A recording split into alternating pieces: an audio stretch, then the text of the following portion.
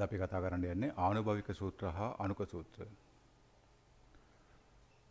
පාඩම් පටන් ගන්න කලින් ඔයාලා තම්නේල් එකේ දාලා තියෙන මේ ප්‍රශ්නය. ඔක්සිජන් වායුව ග්‍රෑම් 100ක අඩංගු ඔක්සිජන් පරමාණු වල ස්කන්ධය කොපමණද? මේ පාඩම පටන් ගන්න කලින් ඔයාලා මේ ප්‍රශ්නෙට පිළිතුරු ලියලා ඉන්න. මේකට ප්‍රශ්නය කරලා තමයි ඔයාලා පාඩමට සහභාගී වෙන්න ඕනේ. අපි දැන් යමු පාඩමට. මේ ආනුභාවික සූත්‍ර සහ අනුක සූත්‍ර කියන්නේ මොනවද මේ කියලා පැහැදිලි කරන්න කලින් මම කැමති මේ දෙකෙන් අනුක සූත්‍රය කියන්නේ මොකක්ද කියලා ඔයාලට කියන්න.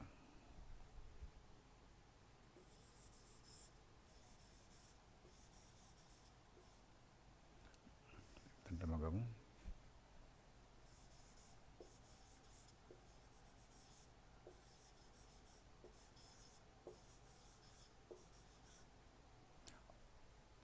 මම උදාහරණයක් ගන්නවා. ජලය. ජල අණුවක්. ජලයේ විභව සූත්‍රය ගත්තොත් අපි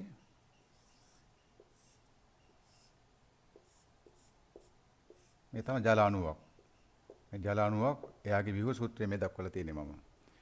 ඒකට දෙවෙනි එකකේදී අධ්‍යයනය කරනවා.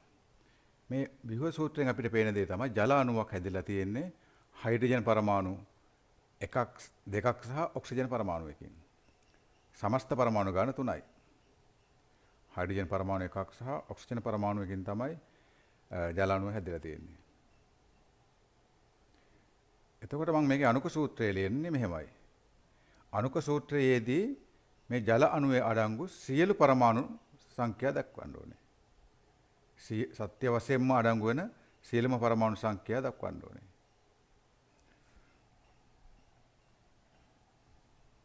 මේ ජල අණුවේ හයිඩ්‍රජන් පරමාණු දෙකක් දක්වනවා. එහෙනම් ඔයාලා හයිඩ්‍රජන් පරමාණු ගාන 2යි කියලා සඳහන් වෙන්න ඕනේ අනුක සූත්‍රයේ. ඔක්සිජන් පරමාණු නම් 1යි. එහෙනම් ඔක්සිජන් පරමාණු එකක් අන්තර්ගතයි කියන එකත් අනුක සූත්‍රයේ සඳහන් වෙන්න ඕනේ. එතකොට මම ජල අණුවේ අනුක සූත්‍රය ලියනවා H2O කියලා. H2O. ඒතර ඔයාලට පැහැදිලි. මේ තියෙන්නේ ජල අණුවේ අඩංගු හයිඩ්‍රජන් පරමාණු සංඛ්‍යාව 2යි. මේකෙත් අපිට පේනවා ජල අණුවේ හයිඩ්‍රජන් පරමාණු දෙකක් තියෙනවා කියලා. එහෙනම් ජල අණුවේ සත්‍ය වශයෙන්ම අඩංගු වෙන හයිඩ්‍රජන් පරමාණු සංඛ්‍යාව කීයද? 2යි. ඒක අපි මෙතන සඳහන් කරලා තියෙනවා. ජල අණුවක ඇත්තටම අඩංගු වෙන නේ අඩංගු අන්තර්ගත වෙලා තියෙන ඔක්සිජන් පරමාණු ගාන කීයද? 1යි. ඒක අපි අනුක සූත්‍රයේ දක්වලා තියෙනවා ඔක්සිජන් පරමාණු සංඛ්‍යාව 1යි. මෙතන තියෙන්නේ O1 කියන එක තමයි. ඒක දාන්නේ නැහැ. ඔක්සිජන් පරමාණු සංඛ්‍යාව 1යි. එහෙනම් අනුක සූත්‍රයෙන් සෑම විටම කරන්නේ අපි යම් සංයෝග අණුවක හෝ මූලද්‍රව්‍ය අණුවක සත්‍ය වශයෙන්ම අඩංගු වෙන පරමාණු සංඛ්‍යාව දැක්වීම. තව අණුවක් ගන්නවා මම එතේන්. මේ ගැන ඔයාලා දන්නේ නැති වුණාට ප්‍රශ්නයක් නැහැ. එතේන් කියනවා ඔයාලා දන්නේ නැති වුණාට ප්‍රශ්නයක් නැහැ. මේ ඉස්සරහට අධ්‍යයනය කරන්න තියෙන කාබනිර්සන එකකේදී. ඒක ගැටලුවක් කරගන්න එපා. එතෙන් වල මම විවෘත සූත්‍රයෙන් අඳින්නම්. විවෘත සූත්‍රයේ අවශ්‍ය නැහැ මේක පැහැදිලි කරන්න තමයි ඔයාලට මම අඳින්නේ විවෘත සූත්‍රය මෙතන. එතෙන් කියන සංයෝගයේ අණුවක් ගත්තොත් එයාගේ අණුවක කාබන් පරමාණු දෙකක් දැක්වෙනවා. හරි. මේ කාබන් පරමාණු වලට මේ විදිහට හයිඩ්‍රජන් පරමාණු සම්බන්ධ වෙලා තියෙනවා. මෙහෙම තමයි එතෙන් වල විවෘත සූත්‍රය. විවෘත සූත්‍රය කියන්නේ ඒ අණුව හැදිලා තියෙන පරමාණු සහ බන්ධන දක්වන සූත්‍රය. මේ එතකොට එතේන වල විහව සූත්‍රය. එතේන වල විහව සූත්‍රය අනුව පේනවා. එතේන අණුවක තියෙනවා කාබන් පරමාණු දෙකක් සහ හයිඩ්‍රජන් පරමාණු 6ක්. මේ තියෙන කාබන් පරමාණු දෙක නේද? මේ වටේ දැක්වෙන්නේ එයාට සම්බන්ධ වෙච්ච හයිඩ්‍රජන් පරමාණු 6ක්. හරිනේ. එහෙනම් එතේන අණුවක් හැදලා තියෙන්නේ කාබන් පරමාණු දෙකකින් සහ හයිඩ්‍රජන් පරමාණු 6කින්. එහෙනම් එතේන වල අණුක සූත්‍රය අපි ලියද්දී මෙන්න මේ එතෙන් අණුවේ අඩංගු වන එතෙන් අණුවක් ගොඩනැගිලා තියෙන ගොඩනැගීමට දායක වෙච්ච සියලුම පරමාණු සංඛ්‍යාත්මකව දක්වන්න ඕනේ. හරි. එතන මේකේ තියෙනවා කාබන් පරමාණු දෙකක් තියෙනවා. එහෙනම් අපි ඒක දක්වනවා C2යි. හයිඩ්‍රජන් පරමාණු 6ක් තියෙනවා. ඒ නිසා H6යි. හරි. මේ අණුක සූත්‍රය කියන එක අපි දන්නවා. නමුත් ඒකේ නිර්වචනය අපි හරියට දැනගෙන හිටියේ නෑ පොඩි පන්තිවලදී. එහෙනම් අණුක සූත්‍රය කියලා කියන්නේ යම්කිසි සංයෝග අණුවක සත්‍ය වශයෙන්ම අන්තර්ගත වෙන සියලු පරමාණු සංඛ්‍යා දැක්වෙන සූත්‍රය. දැන් එතෙන් අපි යන්දා එතෙන් වල අඩංගු වෙනවා කාබන් පරමාණු දෙකක් සහ හයිඩ්‍රජන් පරමාණු 6ක්. ඒ සියල්ලම මේ සූත්‍රයේදී අපි දැක්කුවා. C2H6 කියන සූත්‍රයේ. එතනට අපි කියනවා අණුක සූත්‍රය. හරි. දැන් මම මෙතනදී ජල අණුව ටික වෙලාවකට අයින් කරලා ආනුභාවික සූත්‍රය කියන මොකක්ද කියලා වලට කියලා යන්නේ. ඇයි මේ මං ජල අණුව අයින් කරන්නේ කියන එක දැන් ඔයාලා ප්‍රශ්නයක් කරගන්න එපා. ඉස්සරහට පැහැදිලි කරලා දෙන්නම්. හරිනේ. දැන් ඔයාලට පැහැදිලි කරන්න යන්නේ මම ආනුභාවික සූත්‍රය කියන්නේ මොකක්ද කියන එක. මම බලන එතෙන් වල ආනුභාවික සූත්‍රය ලියන්න යනවා. එතෙන් වල ආනුභාවික සූත්‍රය දෙයන්දීත් එයා ගොඩනැගිලා තියෙන මූල ද්‍රව්‍ය වර්ග දෙකම දක්වන්න ඕනේ. මොකද හැදිලා තියෙන මූල ද්‍රව්‍ය වර්ග දෙක යාට කාබන් සහ හයිඩ්‍රජන් වලින් තමයි එතෙන් හැදිලා තියෙන්නේ. එහෙනම් එතෙන් වල ආනුභාවික සූත්‍රයේ කාබන් සහ හයිඩ්‍රජන් කියන මූල ද්‍රව්‍ය පරමාණු වර්ග දෙකම දක්වන්න ඕනේ. අණුක සූත්‍රයේත් ඒ පරමාණු වර්ග දෙකම දැක්වුවා. සහ ඊට අමතරව අණුක සූත්‍රයේ ඒ අණුවක තියෙන සත්‍ය වශයෙන් තියෙන පරමාණු සංඛ්‍යාව දැක්වුවා. C2යි H6 කියලා. ආනුභාවික සූත්‍රයේදී කරන්නේ අණුක සූත්‍රය වගේ නෙවෙයි. අණුක සූත්‍රයේ සත්‍ය වශයෙන් අඩංගු වෙන පරමාණු සංඛ්‍යාව දැක්වුවා C2යි H6 කියලා. ආනුභාවික සූත්‍රයේදී කරන්නේ මේ පරමාණු සංඛ්‍යා අතර තියෙන සරලම අනුපාතය දක්වන එක.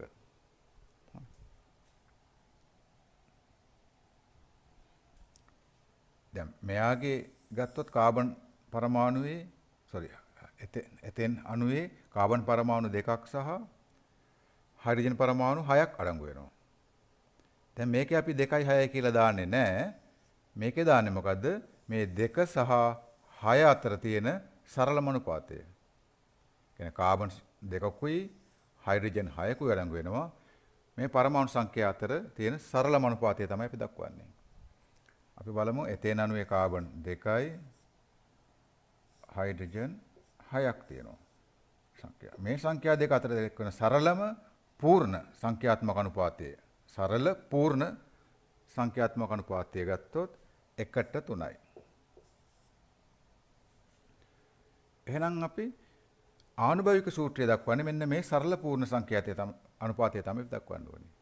එහෙනම් කාබන් පරමාණු 1ක් සහ හයිඩ්‍රජන් පරමාණු 3ක් කියලා දක්වන්නේ CH3.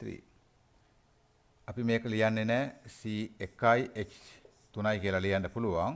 ලියන්නේ නැහැ මේ C කියලා විතරක් දාන එකේ තේරුම කාබන් පරමාණු 1යි කියන එකයි.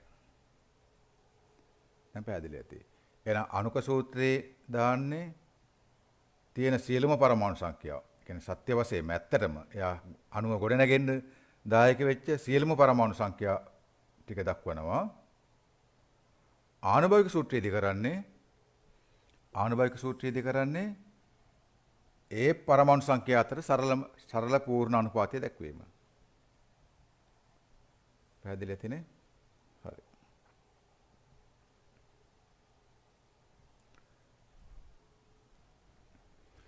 එතකොට මේ තියෙන ආනුභාවික සූත්‍රය සඳහා අර්ථ දැක්වීම. බලන්න සංයෝගයක අඩංගු මූලද්‍රව්‍ය පරමාණු වල සරලම පූර්ණ සංඛ්‍යාත්මක අනුපාතය දැක්වෙන සූත්‍රය. අපි එතන වල එහෙමනේ කරේ. එතන වල අපි ලිව්වා CH3 කියලා. ඒ කියන්නේ එතන වල කාබන් පරමාණු එකක්, කාබන් පරමාණු සංඛ්‍යාව 1යි කියලා දැක්වුවා. හයිඩ්‍රජන් පරමාණු සංඛ්‍යාව කීයද? 3යි. සරලම පූර්ණ සංඛ්‍යාත්මක අනුපාතය දක්වන සූත්‍රයට අපි කියන්නේ ආනුභාවික සූත්‍රය. ආනුභාවික සූත්‍රයේ මේ සංයෝගයක අඩංගු මූල ද්‍රව්‍ය පරමාණු වල මෙන්න මේ සරලම පූර්ණ සංඛ්‍යාත්මක අනුපාතය කියන එක වැදගත්. මොකද ඒක දක්වන්නේ සරලම පූර්ණ සංඛ්‍යාත්මක අනුපාතය තමයි හැම වෙලේම ආනුභාවික සූත්‍රයේ දක්වන්නේ. හරි. අනුක සූත්‍රයේ අර්ථ දැක්වීම ගත්තොත් අනුක සූත්‍රයේ අර්ථ දැක්වීම කියව ගන්න සංයෝග අණුවක සත්‍ය වශයෙන්ම අඩංගු වෙන පරමාණු සංඛ්‍යාවෙන් දැක්වෙන සූත්‍රය තමයි අනුක සූත්‍රය. හරි. සංයෝගයක අණුවක සත්‍ය වශයෙන්ම අඩංගු වෙන පරමාණු සංඛ්‍යාවෙන් දැක්වෙන සූත්‍රය. වෙන විදිහට කිව්වොත් ඒ සූත්‍රයේ සත්‍ය වශයෙන්ම අඩංගු වෙන පරමාණු සංඛ්‍යා දක්වලා තියෙනවා. අපි කලින් කතා කරපු උදාහරණයෙන් පැහැදිලි ඇති.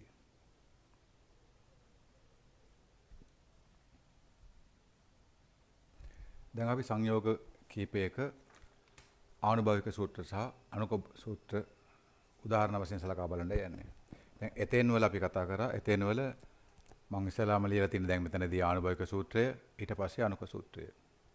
දැන් මෙතන මම දිගටම භාවිත කරන්න යන්නේ අනුක සූත්‍රය ඇසුරෙන් ආනුභාවික සූත්‍රය ලියන්න. මොකද අපි දැනට දන්නේ අනුක සූත්‍රය ඒක ඇසුරෙන් ආනුභාවික සූත්‍රය ලියන්න යන්නේ. මේ දැනට తాවකාලිකව. එතන මම ලියන තවත් සංයෝගයක් ඔයාලා දන්න ග්ලූකෝස්.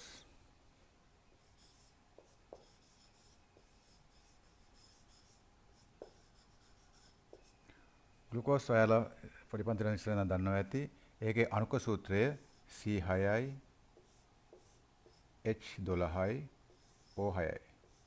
ඒ කියන්නේ ග්ලූකෝස් අණුවක් ගත්තොත් ඒ අණුය හැදිලා තියෙන කාබන් පරමාණු 6කිනුයි හයිඩ්‍රජන් පරමාණු 12ක් සහ ඔක්සිජන් පරමාණු 6ක් සහභාගීත්වයෙන් තමයි ග්ලූකෝස් අණුවක් කොණ්ඩගෙන තියෙන්නේ. දැන් මේගේ ආනුභාවික සූත්‍රය මොකද්ද වෙන්න ඕනේ? ආනුභාවික සූත්‍රයේ තියෙන්න ඕනේ කාබන් තියෙන්න ඕනේ, ගොඩනැගිච්ච මූල ද්‍රව්‍ය වර්ග සියල්ල තියෙන්න ඕනේ, හයිඩ්‍රජන් තියෙන්න ඕනේ, ඔක්සිජන් තියෙන්න ඕනේ ආනුභාවික සූත්‍රයේ. ආනුභාවික සූත්‍රය දක්වන්නේ මේ පරමාණු අතර තියෙන සරල පූර්ණ සංඛ්‍යාත්මක අනුපාතය. එන කාබන් 6යි H12යි O6යි අතර සරලම පූර්ණ අනුපාතය නේද? බලන්න කාබන් 6යි 1කට 2ට 1යි නේ 6ට 12ට 6 කියන්නේ 1ට 2ට 1යි. එහෙනම් මේ අනුපාතය තමයි අපි දක්වන්නේ ආනුභාවික සූත්‍රයේ. එහෙනම් කාබන් 1යි නම් C කියලා දානවා, H 2යි නේ 2 කියලා දැම්මා, ඔක්සිජන් 1යි කියලා දක්වන්න ඕනේ 1 තමයි. හරි. එහෙනම් යාගේ ආනුභාවික සූත්‍රය CH2O. හරිම ලේසියි. ඒව අමාරු නෑ.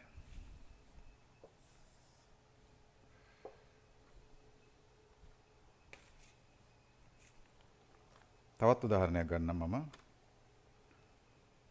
බෙන්සීන්. මේ සංයෝග අහලා නැති වුණාට ප්‍රශ්නයක් නැහැ. ඉස්සරහට ඔයාලට ඉගෙන ගන්න තියෙනවා කාබනික රසායන යටතේ 7, 8, 9 සහ 10 එකක යටතේ.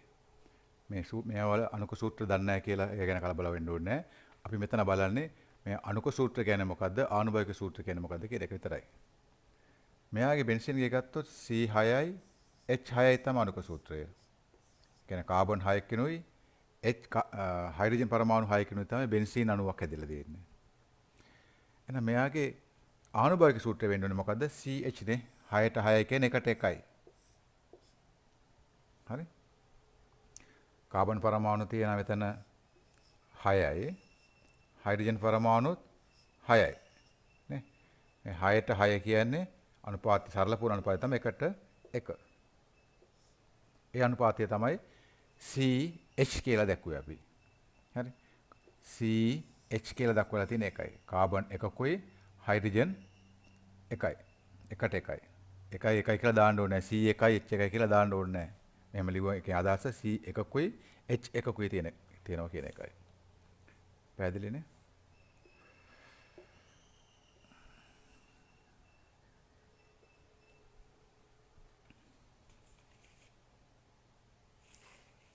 ඊළඟට තවත් සංයෝගයක් බලමු අපි.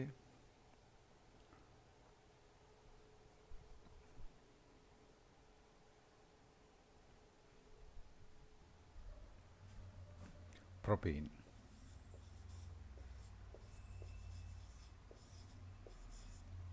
මේ ගැටි ගැන ඔයාලා දැනට දන්නේ නැති වුණාට ප්‍රශ්නයක් නැහැ, ප්‍රශ්නයක් කරගන්න එපා. ප්‍රොපීන් වල අණුක සූත්‍රය ඔයාලා දැනගෙන ඉන්න ඕනේ නැහැ. මේවා මතක තියාගන්න ඕනේ නැහැ. මේලක අණුක සූත්‍ර ඔයාලා දැනට මෙතනදී අණුක සූත්‍ර සහ ආනුභවික සූත්‍ර කියන අතර සම්බන්ධය විතර ඔයාලා දැනගන්න ඕනේ. ප්‍රොපීන් වල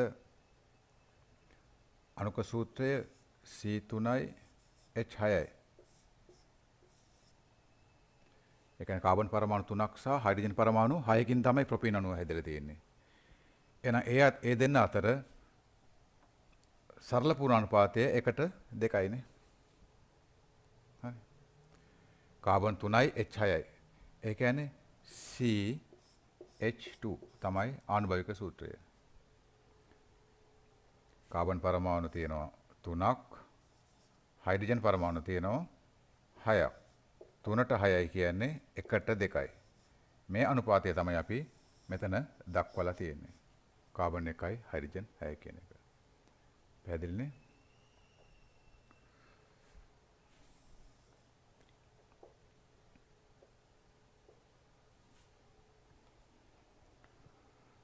ඊළඟට ගන්නමු බියුටීන්.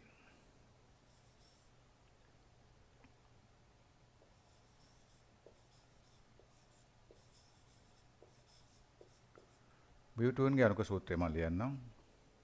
C4යි H8යි. මේක දන්නේ නැහැ කියලා කලබල වෙන්න එපා. එහෙනම් මේ අණුක සූත්‍රය ඇතුළේ ඔයාලට ආනුභාවික සූත්‍රය ලියන්න පුළුවන්. CH2. මොකද්ද? කාබන් පරමාණු 4කුයි ඔක්සිජන් පරමාණු හයිඩ්‍රජන් පරමාණු 8යි. 4ට 8යි කියන්නේ ඒ පරමාණු දෙක අතර අනුපාතයේ සරල පූර්ණ අනුපාතය 1:2යි. ඒක තමයි CH2 කියලා දැම්මේ. හරි. දැන් මෙතනදී ඉතින් මොකොත් කලබල වෙන්න දෙයක් නැහැ ඔයාලා දැනට. මෙයාගේ CH2 ආවේනේ ප්‍රොපීන් වලත්. ප්‍රොපීන් වලත් ආනුභාවික සූත්‍රය CH2. බියුටීන් වලත් ආනුභාවික සූත්‍රය CH2.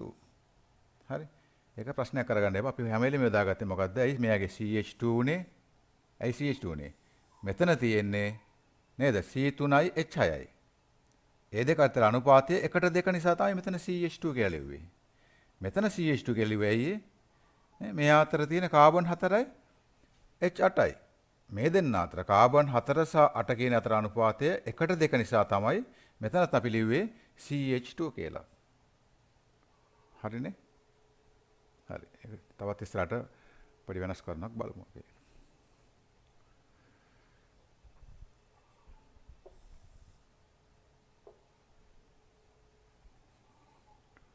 අමතරව තවත් ලියනවා සංයෝග කීපයක් ඔයාලට. ඔයාලා දන්න සංයෝගයක් දැන් ලියන්නේ ජලය. ජලය ඔයාලා දන්නවා H2O. දැන් බලන්න හයිඩ්‍රජන් සහ ඔක්සිජන් පරමාණු අතර සරල පූර්ණ අනුපාතය මොකක්ද? ඒක තමයි මෙතන දක්වන්න ඕනේ ආනුභාවික සූත්‍රයේ. හයිඩ්‍රජන් සහ ඔක්සිජන් අතර සරල පූර්ණ අනුපාතය අපි දක්වන්න ඕනේ. බලමු හයිඩ්‍රජන් පරමාණු ගාන 2යි ඔක්සිජන් පරමාණු ගාන 1යි. නේද? 2:1යි. 2:1 කියන එකේ සරල පූර්ණ අනුපාතය 2:1ම තමයි. මේකට සරල වෙන්නේ නැහැ නේ. එහෙනම් මෙතනත් දක්වන්න වෙන්නේ මොකද්ද? H2 2යි හයිඩ්‍රජන් 2යි ඔක්සිජන් 1යි. මෙතන මොකද වෙලා තියෙන්නේ කියලා බලමු තව ටිකකින්. හරි. එතන වෙලා තියෙන්නේ මොකද්ද? ආනුභාවික සූත්‍රය සහ අණුක සූත්‍ර සමාන වෙලා තියෙනවා. තවත් එකක් බලමු. Carbon dioxide.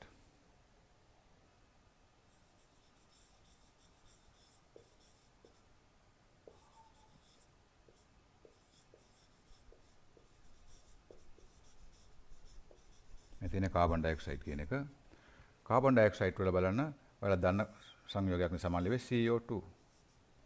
Carbon 1යි oxygen 2යි. නේද? 1:2යි ඒ පරමාණු දෙක අනුපාතය. එහෙනම් සරල පූර්ණ අනුපාතය තමයි ආනුභාවික සූත්‍රය දක්වන්නේ ඒකත් 1:2යි. CO2ම තමයි. හරිද? දැන් බලමු මේකේ වෙලා තියෙන දේ. වෙච්ච දේවල් වැඩක් නැහැ. මෙතන වෙනස්කම් අපිට ප්‍රශ්නයක් නැහැ. අපි හැම වෙලෙම යොදාගත්තේ මොකද්ද? අනුක සූත්‍රයේදී අපි දැක්කුවේ අනුක සූත්‍රවලදී හැම වෙලෙම දැක්කුවේ අපි එයාලගේ සත්‍ය වශයෙන් දැක්වෙන පරමාණු සංඛ්‍යාව. ආනුභාවික සූත්‍රය අපි දැක්කුවේ ඒ පරමාණු සංඛ්‍යා අතර අනුපාතය. හරිනේ? ඒක දක්වලා තියෙන්නේ. මෙතනත් ඒක තමයි. ග්ලූකෝස් අණුවක තියෙන සත්‍ය වශයෙන් තියෙන පරමාණු සංඛ්‍යාව දක්වලා තියෙන්නේ. ඒ පරමාණු සංඛ්‍යා අතර අනුපාතය තමයි මෙතන තියෙන ආනුභාවික සූත්‍රය අපි දක්වලා තියෙන්නේ. 6ට 12ට 2යි කියන්නේ 1ට 2ට 1යි නේ.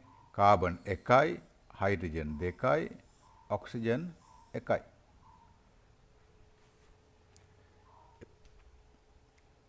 හරි. මේ හැම තැනකදීම එහෙම තමයි කරලා තියෙන්නේ. බෙන්සීන් වල නේද? බෙන්සීන් අණුව හැදලා තියෙන්නේ කාබන් 6කිනුයි, හයිඩ්‍රජන් 6කිනුයි. ඒකේ සරල පුරණ අනුපාතය තමයි මෙතන දක්වලා තියෙන්නේ. 1ට 1යි නේ. 6ට 6යි කියන්නේ 1ට 1යි. හැම තැනම කරලා තියෙන්නේ මේ වැඩේ තමයි බලන්නේ. එහෙනම් ආනුභාවික සූත්‍ර සහ අනුක සූත්‍ර ගොඩනැගීමේදී අපි ලිවීමේදී යොදාගත්තේ එක මූලික නීතියයි. නමුත් අපි මෙහෙම කරගෙන යනකොට අපි මේ අතර යම් යම් සම්බන්ධතා දක්වා අපි බලමු මොකක්ද ඒවා කියලා.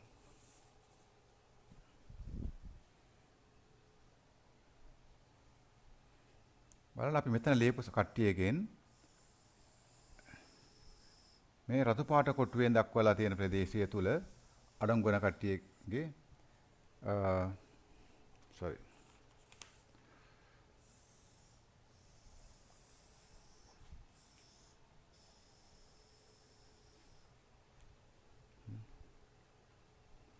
මේකේ මොකද්ද තියෙන කතන්දරේ? මෙයාලගේ තියෙන ලක්ෂණයක් තමයි ආනුභාවික සූත්‍රය සහ අනුක සූත්‍රය වෙනස්. මෙයාගේ ආනුභාවික සූත්‍රයයි මෙයාගේ අනුක සූත්‍රයයි වෙනස්. එයාලගේ විතර නෙවෙයි ඕනම කට්ටියක බැලුවොත් ආනුභාවික සූත්‍රයයි ඕනම කට්ටියක නෙවෙයි මෙයාලගේ ආනුභාවික සූත්‍රය අනුක සූත්‍රයයි වෙනස්. ඒතර මේ තුන් දෙනාගේ ආනුභාවික සූත්‍ර තුන සහ අනුක සූත්‍ර සමාන නැහැ. ඒ විදිහෙම මෙයාලගේ ආනුභාවික සූත්‍ර තුන ගත්තොත් එකිනෙකට වෙනස්. මෙයාගේ ආනුභාවික සූත්‍රය CH3, මෙයාගේ ආනුභාවික සූත්‍රය CH2O, මෙයාලගේ ආනුභාවික සූත්‍රය CH. මේවා ලේසි වුණාට මේවා පටලලා අහන හොඳ බහුවර්ණ ප්‍රශ්න අහනවා. හරි. එනිසා මේ සම්බන්ධව මේ පාඩම් කරන්න මොකුත් නැහැ. මේක අහගෙන විතරක් හිටියම ඇති ඔයාලට. මේ කියන දේ. මේ සම්බන්ධතාව. හරි. එහෙනම් ආනුභාවික සූත්‍ර එකිනෙකට වෙනස්. අනුක සූත්‍ර බලන්නක තියාගන්න අනිවාර්යයෙන්ම එකිනෙකට වෙනස් තමයි සංයෝගවල. එකම අනුක සූත්‍රයේ තියෙන සංයෝග දෙකක් නැහැ. ලෝකේ කොහෙවත්. සංයෝග දෙකක් න අනිවාර්ය අනුක සූත්‍ර වෙනස්ම තමයි. නමුත් අපි මෙතන දැක්කා ආනුභාවික සූත්‍රات වෙනස් වෙලාම තමයි තියෙන්නේ මෙතන. හරි. එහෙනම් මේ සංයෝගවල ආනුභාවික සූත්‍ර ගැන බැලුවොත් එකිනෙකට වෙනස් ආනුභාවික සූත්‍ර තමයි තියෙන්නේ. කාගේද? මේ එතේන්, ග්ලූකෝස් සහ බියුටින් බෙන්සීන් කියන සංයෝග තුනේ ආනුභාවික සූත්‍ර තියෙන්නේ එකිනෙකට වෙනස් ආනුභාවික සූත්‍ර. මේක වෙනස් කියලා කියන්න ඕනේ නැහැ. කොහොමද අනුක සූත්‍ර? අනුක සූත්‍ර අනිවාර්යයෙන්ම වෙනස් තමයි. මේ බලන්න අනුක සූත්‍ර මේ දෙන්නගේ බැලුවොත් අනිවාර්යයෙන් වෙනස්. මේ හතර දෙනාගෙන් බැලුවොත් අනුක සූත්‍ර අනිවාර්යයෙන් වෙනස්. අනුක සූත්‍ර කවදාවත් සමාන වෙන්නේ නැහැ. හරි.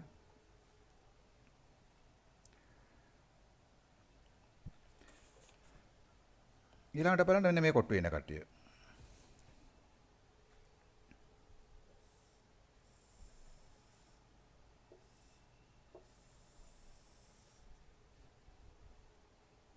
මෙයාලගේ මොකද වෙලා තියෙන්නේ?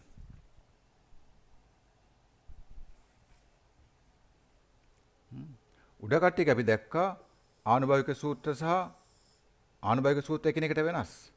නමුත් බලන්න මෙයාගේ මේ දෙන්නගේ ආනුභාවික සූත්‍ර සමානයි. හරි. ආනුභාවික සූත්‍රය දෙක සමානයි. නේ? එහෙනම් මෙයාලගේ අපිට ලියන්න පුළුවන් මෙහෙම සංයෝග තියෙනවා. ප්‍රොපින් සහ බියුටින් උදාහරණ. නේද? සංයෝග දෙක ආනුභාවික සූත්‍ර එකිනෙකට සමාන විය හැක. හරි නේද? ඒ වාක්‍යය. සංයෝග දෙකක ආනුභාවික සූත්‍ර එකිනෙකට සමාන විය හැක. මෙහෙම කිව්වොත් වැරදි. සියලුම සංයෝගවල ආනුභාවික සූත්‍ර එකිනෙකට සමානයි. සත්‍යද? නෑ. මේ සියලුම සංයෝගවල කොහොමද මේ තියෙන්නේ? එකිනෙකට වෙනස් ආනුභාවික සූත්‍ර දෙන කට්ටිය. එහෙනම් සමහර කට්ටියගේ පමණයි මේ විදිහට එකිනෙකට ආනුභාවික සූත්‍ර සමාන වෙන්නේ. හැමෝගෙම නෙවෙයි. අනුක සූත්‍ර කවදාවත් සමාන වෙන්නේ නැහැ නේද? අනුක සූත්‍ර හැම වෙලෙම වෙනස්ම තමයි. හරි. එහෙනම් අපිට මේ වාක්‍යයක් ලියන්න පුළුවන් උදාහරණයක් වශයෙන් මේ දෙන්නව අරගෙන නේද? ආනුභවික සූත්‍ර එකිනෙකට සමාන වෙන සංයෝග පැවතිය හැක කියලා. උදාහරණ තමයි බියුටින් සහ ප්‍රොපීන්. හරි. අවශ්‍ය කටයුතු ලියා ගන්න. මේකට උදාහරණ තමයි මේ තියෙන්නේ. ආනුභවික සූත්‍ර එකිනෙකට සමාන වන සංයෝග පැවතිය හැක. හරි. මේක ඉස්සරහම ලියන්න පුළුවන්. උදාහරණ තමයි මේ තියෙන්නේ බියුටින් සහ ප්‍රොපීන්.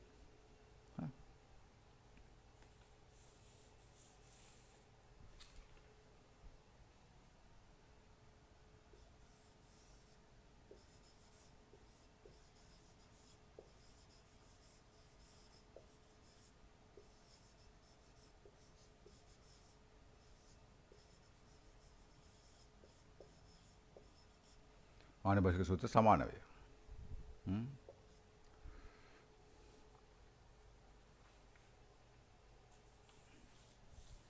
ඊළඟට අපමු යට කට්ටිය.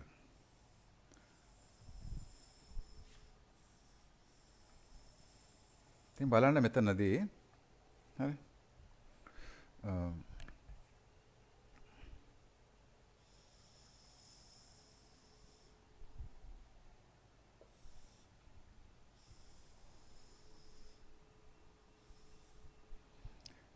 දැන් මම උඩින් කිව්වා මෙහෙම දෙයක්.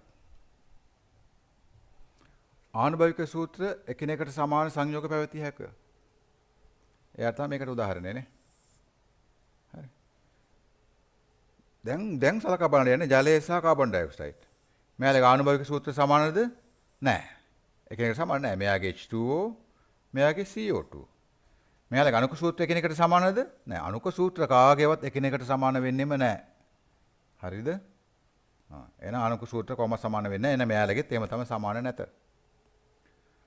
නමුත් ආනුභවික සූත්‍ර එකිනෙකට සමාන වෙන අවස්ථා තිබේ. හරි. නමුත් මේ යටකොටුවේ ඒ විතරක් නෙවෙයි.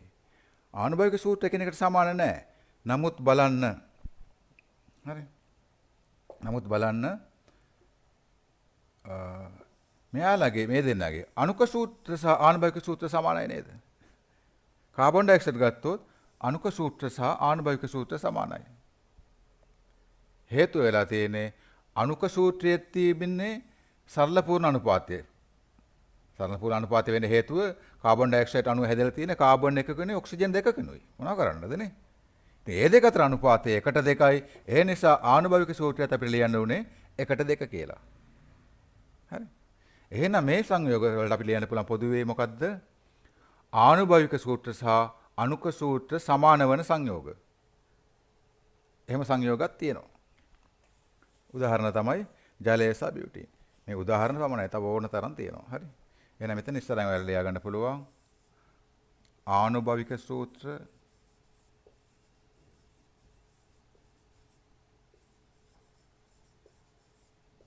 හා අණුක සූත්‍ර සමානයි කියලා නේ.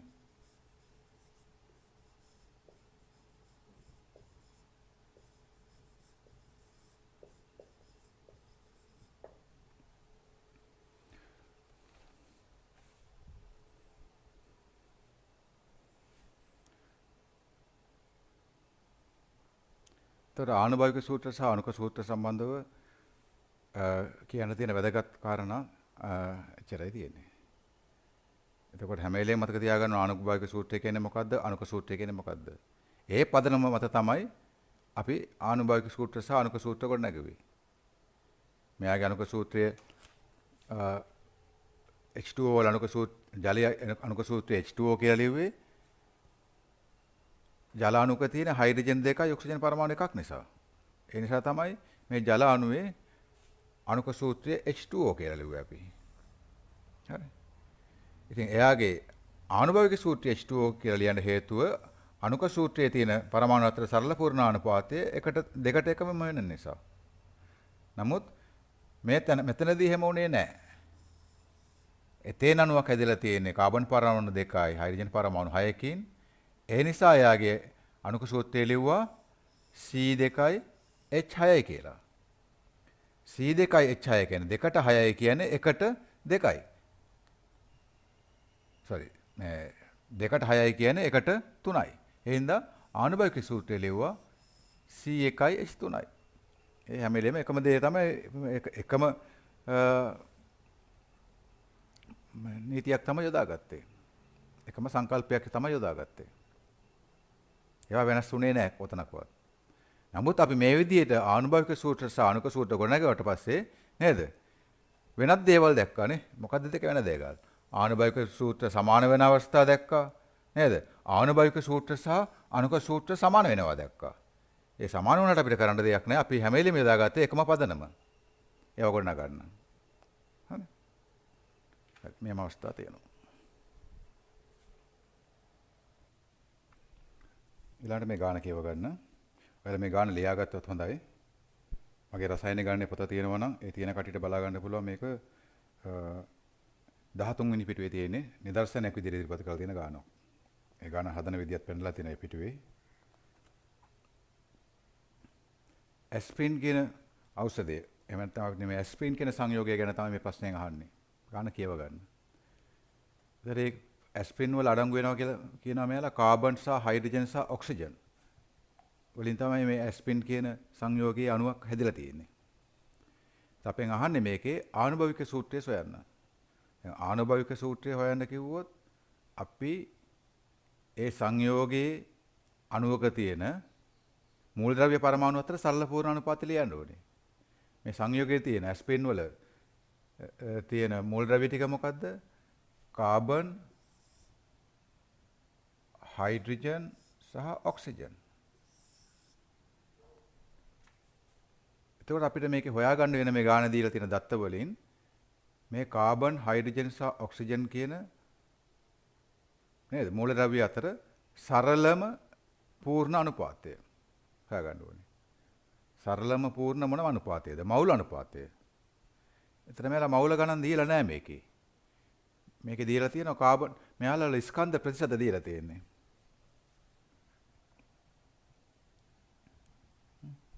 ස්කන්ධ ප්‍රතිශත දීලා තියෙන්නේ. ඒතකොට ස්කන්ධ ප්‍රතිශත ගැන අපි කලින් පාඩමේදී කතා කරා. ඒවා විටින් විට විවිධ තැන් වලදී රසායන ගණනයේදී විතරක් නෙවෙයි තවත් භෞතික රසායන ඇතුළු විවිධ ඒකකවලදී අවශ්‍ය වෙනවා මේ හැම කරුණක්. මේවා හරියට ඒ තැන් වලදී හරියට අධ්‍යයනය කරගන්න.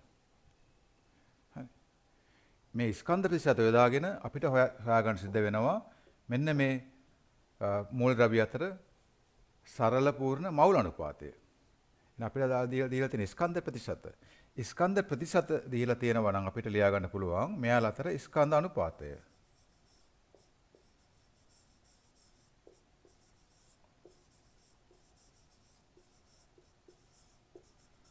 ස්කන්ධ අනුපාතය මට ලියා ගන්න පුළුවන් කාබන් වල 60%යිලු. එහෙනම් මම ලියනවා 60ට 4.4ට 35.6යි කියලා ස්කන්ධ අනුපාතය. 35.6යි.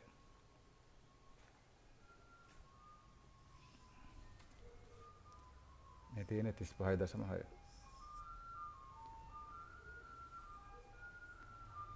අනුපාතයක් ලියද ඒකක ලියන්න ඒක කැපිලා යනවා. කොහොමද මේ ස්කන්ධ අනුපාතය? ස්කන්ධ ප්‍රතිශතය දීලා තිබ්බේ. කොහොමද මේ අනුපාතය 60ට 4ට 4.4ට 35.6 වුණේ? එකම්ම ලියා ගන්නවද? කාබන් ස්කන්ධ ප්‍රතිශතය දීලා තියෙනවා. එහෙනම් ස්කන්ධ අනුපාත ඒ ඉලක්කම් වලින්ම ලියා ගන්න එකද අපි කරන්නේ. හරි. ඒක ලියන විදිය බලා ගන්න.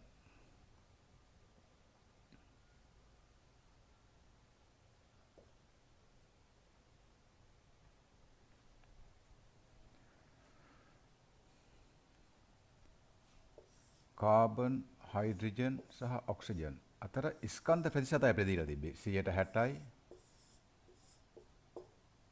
4.4යි ස්කන්ධ ප්‍රතිශත. යාගේ 35.6යි. මේ ස්කන්ධ ප්‍රතිශතවල එකතුව 100 වෙන්න ඕනේ. මේ ස්කන්ධ ප්‍රතිශත වල තේරුම තමයි මේ ඇස්පිරින් කියන සංයෝගයෙන් දීලා තියෙන අදාළ සංයෝගයේ ග්‍රෑම් 100ක් ගත්තොත් මේ සංයෝගයේ ග්‍රෑම් 100ක්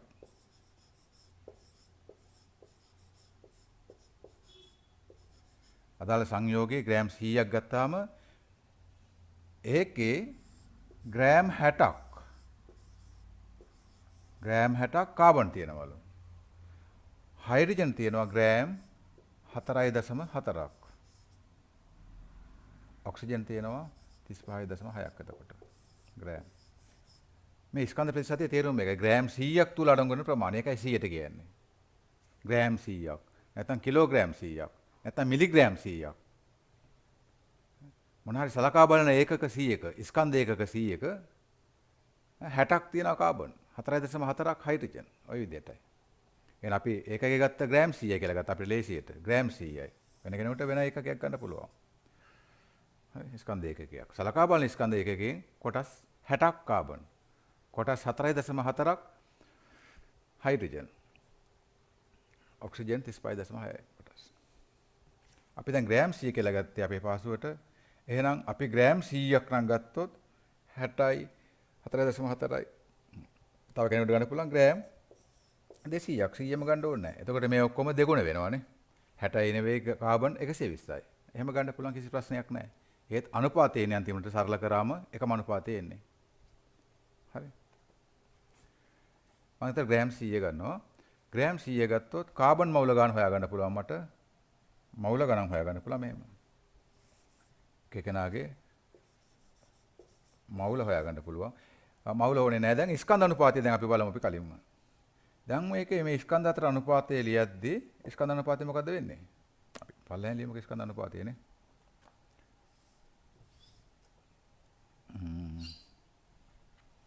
ස්කන්ධ අනුපාතය අතර මේ අතර 60ට 4.4ට 35.6යි. මොකද මේකේ ඒකක කැපිලා යනවා. මොකද ඔක්කොම මෙයාලා තුන් දෙනාවම අනුපාතවලදී තුන් දෙනාවම ග්‍රෑම් කියන එකකින් බෙදන්න පුළුවන් නේ. එකම සංඛ්‍යාවකින් බෙදන්න පුළුවන්. එකම ඒකකකින් බෙදන්න පුළුවන්. එතකොට ග්‍රෑම්ට ග්‍රෑම් කැපිලා යනවා. එතකොට 60ට 4.4ට 35.6 වෙනවා. එහෙනම් ස්කන්ධ ප්‍රතිශතය මේ විදිහට ගන්න හේතුව ඒකයි මේ. ස්කන්ධ ප්‍රතිශතය මේ විදිහට ගන්න හේතුව. ඒකේ තියෙන ඉලක්කම එහෙම ලියාගත්තා නෙවෙයි. ඒකේ තියෙන ගණිතීය මේ කතන්දරේ මේකයි. හුඟක් ළමයි දැකලා තියෙනවා. අර ඉලක්කම් ටික දුන්නාම මෙහෙම දාගන්න ස්කන්ධ අනුපාතය කියලා එහෙම. නිකන් අර එක ක්‍රමයකට හදන්න පුරුදු වෙලා තියෙන මිසක් මේකේ තියෙන ගණිතය කල්පනා කරන්නේ නැහැ. මේ සුළු ගණන් ගණිත කර්ම ඔක්කොම කල්පනා කරන්න ඕනේ. මේ අනුපාතය කියන්නේ මොකද්ද? ඒකේ තේරුම මොකද්ද? මේක මෙහෙම ලියන්න හේතුව මොකද්ද කියලා අපි දැනගෙන ඉන්න ඕනේ. මොකද මේ විද්‍යාවන ඉගෙන ගන්න නේ. හැම එකේම නියම අර්ථය දැනගන්න ඕනේ. පොඩි සුළු කිරීමක පවා පොඩි කරුණක පවා තියෙන විභාගයට අහන නිසා නෙවෙයි නේද? ඒවා හරියට කරගෙන ගියොත් තමයි විද්‍යාව හරියට ඉගෙන ගන්න පුළුවන්. එතකොට මේ නිසා තමයි ස්කන්ධ ප්‍රතිශතය දුන්නාම නේද? ස්කන්ධ අනුපාතය මේ විදිහට හදාගත්තේ. හරිනේ. අපි යමු අදාළ පාඩමට. එතකොට කාබන් වල ස්කන්ධ ප්‍රතිශතය දීලා තිබ්බා නම් අපිට ස්කන්ධ අනුපාතය හදාගන්න පුළුවන්. ස්කන්ධ අනුපාතය දන්නවා නම් දැන් අපිට පුළුවන් මවුල අනුපාතය ගොඩනගා ගන්න.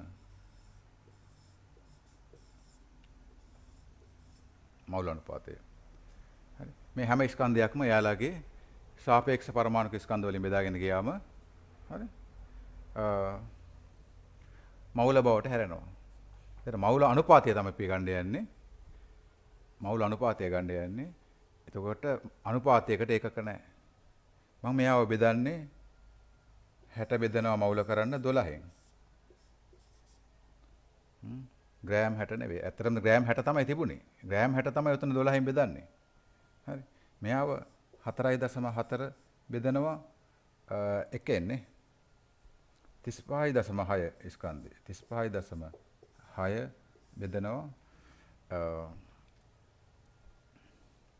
කියන 16. ඉතින් අපි වෙන රසායනික ගණන තැන්වලදී මවුල හොයන්න අනිවාර්යෙන් ඒකක දැම්මා. ඒකක දැම්මේ නැත්නම් වැරදි. නේ ඒකක සුළු වේද නැද්ද කියලා දන්නේ නැහැ. මෙතන ඒකක දැම්මේ නැහැ. මොකද්ද හේතුව? අතන මෙහෙමයි ආනුභාවික සූත්‍රවල ඕනේ නැහැ. එහෙමද? එහෙම නැහැ. හරි. එන බලමු කොහොමද කියලා.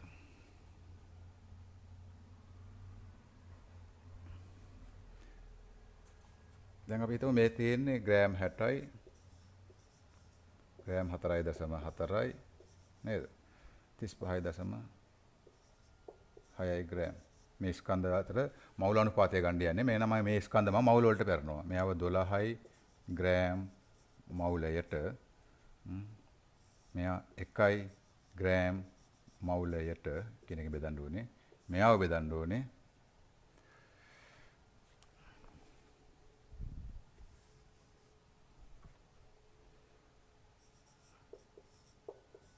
6යි ග්‍රෑම් කියන එක බෙදන්න ඕනේ 16යි ග්‍රෑම් මවුලයට. මේ ඒකක සුළු වුණාම තුනේම ඒකක සුළු වුණාම මවුල කියලා එනවනේ. හරි. එහෙම නැත්නම් ඒක සුළු කරේත් නැහැ කියමු. මෙතන ඒකකයේ මෙයානේ. මෙතන ඒකක ටික මෙයා. මෙතන ඒකක ටික මෙයානේ. සමානයි නේද ඒක? සෝරි. මෙතන මේකත් එක්ක එන්න ඕනේ. එතකොට මේ ඒකකෙන් තුන් දෙනාම සුළු කරොත් මේ ඒකක තුන කැපිලා යන අනුපාතයේදීනේ. එහෙනම් අපිට මවුල අනුපාතය 60 බෙදීම 12 4.0 බෙදීම 1 35.6 බෙදීම 16 කියලා එනවා. හරි. මේ සුළු කිරීම හරහා තමයි මේක එන්නේ. නිකන් යාන්ත්‍රිකව එහෙම ලියන්නේ නැහැ. අරක තිබ්බා මේ 12 නිසා නෙවෙයි ලිව්වේ. එහෙනම් අනුපාතයකදී මේ විදිහට ඒකක ලිවීම අවශ්‍ය වෙන්නේ නැහැ. නැති නිසා තමයි ලිව්වේ. ඇයි ඒකක ටික කැපිලා යනවා. ඒක අපි දැනගෙන ලියන්න ඕනේ. නිකන් උඩ ඉලක්කම් ටික යට එහෙම ලියා ගන්න. ළමයින්ගේ අහන්න ආනුභාවික සූත්‍ර අප්පු හරි ලේසි. මේ ඉලක්කම් ටික මේව දැම්මා. ඊළඟට ස්කන්ධ අනුපාතය දැම්මා. ඊට පස්සේ මවුල අනුපාතික 12 කියලා බෙදාගෙන ගිහලා ටක් ගාලා උත්තරේ තරම් ඉවරයි. කොහොමද උත්තරය ආවේ? ඇයි ආවේ කියලා දන්නේ නැහැ කවුරුත්. හරි. හරියට සයන්ස් කරද්දී හරියට ඉගෙන ගද්දී එහෙම කරන්න එපා. මේ හැම එකක්ම දැනගෙන කරන්න. හරි. ඒතර ඔයාලා දැක්කා මේ විදිහට ඒකක සුළු වෙලා යන නිසා තමයි මෙන්න මේ විදිහට ආවේ. හරි.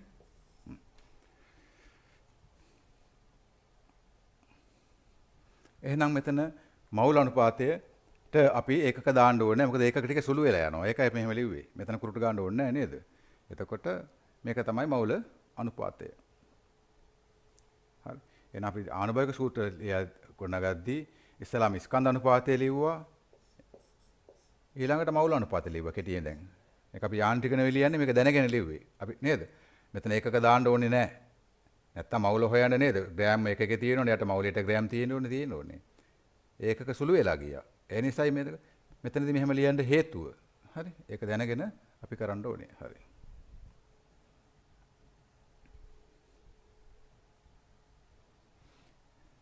එහෙනම් අපි මේ ඇස්ප්‍රින් වල ආනුභාවික සූත්‍රය හොයන්න යන්නේ. ඒ සඳහා ඉස්සලාම ලියාගත්තා එකට ලියාගත්තා ස්කන්ධ අනුපාතය ඊළඟට ලියාගත්තා මවුල අනුපාතය. ඒකක නැහැ ඒකක සුළු වෙලා යනවා කියලා අපි තේරුම් ගත්තා. හරි. මේ මොකද්ද අපි කරන්න යන්නේ? මේ තුන් දෙනා කාබන්, හයිඩ්‍රජන්, ඔක්සිජන් අතර මවුල අනුපාතය හොයන්න යන්නේ. ඇයි මවුල අනුපාතය හොයන්න යන්නේ කියලා ඔයාලා තේරුම් ගන්න කරන්න ඕනේ මේක. ඇයි මවුල අනුපාතය හොයන්න යන්නේ? ආනුභාවික සූත්‍රයේ පරමාණු අතර මවුල අනුපාතය තමයි දක්වලා තියෙන්නේ. මවුල වල මොන අනුපාතද? සරල පූර්ණ අනුපාතය. එහෙනම් අපිට ස්කන්ධ අනුපාත දන්නවනම් මවුල අනුපාත හොයාගන්න පුළුවන්. මවුල අනුපාත හොයාගන්න ඊට පස්සේ අපි බලමු කොහොමද සරල පූර්ණ අනුපාතය හොයාගන්නේ කියලා. හරි. මේක සුළු කරාම එනවා කියන්නේ මේ මවුල අනුපාත සුළු කරාම එනවා කියන්නේ ලියන්නම් 5යි මවුල කියලා එන්නේ අනුපාතේනේ නේද? 5යි මෙයා 4.4යි එන්නේ. මෙයා සුළු කරාම එනවා මම සුළු කරපු උත්තරේ තියෙනවා 22.3යි. එතන මෙයා අනුපාතය අපිට හරියන්නේ නැහැ. මොකද අපිට ඕනේ සරල පූර්ණ අනුපාතය ඕනේ. දැන් මේ වගේ තැනකදී අපි සරල පූර්ණ අනුපාතය කරන්න කුඩාම දශම ස්ථානයෙන් බෙදනවා. මෙතන කුඩාම දශම සංඛ්‍යාව ඇවිල්ලා 2.23. ඒකට හේතුව තමයි එයාව 2.23 2.23න් බෙදුවාම කුඩාම කෙනා පූර්ණ සංඛ්‍යාව කරගන්න පුළුවන්. එහෙනම් මෙතනදී පහසුම ක්‍රමය තමයි අනුපාත වලදී ඔයාලා මතක තියාගන්න පූර්ණ සංඛ්‍යාවට හරද්දී අනුපාත දශම සංඛ්‍යාවලදීදී කුඩාම දශම සංඛ්‍යාවෙන් බෙදන්න ඕනේ. එහෙනම් ඊළඟ පියවරේදී අපි කරන්නේ මේ තුන් දෙනා කුඩාම දශම සංඛ්‍යාවෙන් බෙදනවා. කීයද? 22.23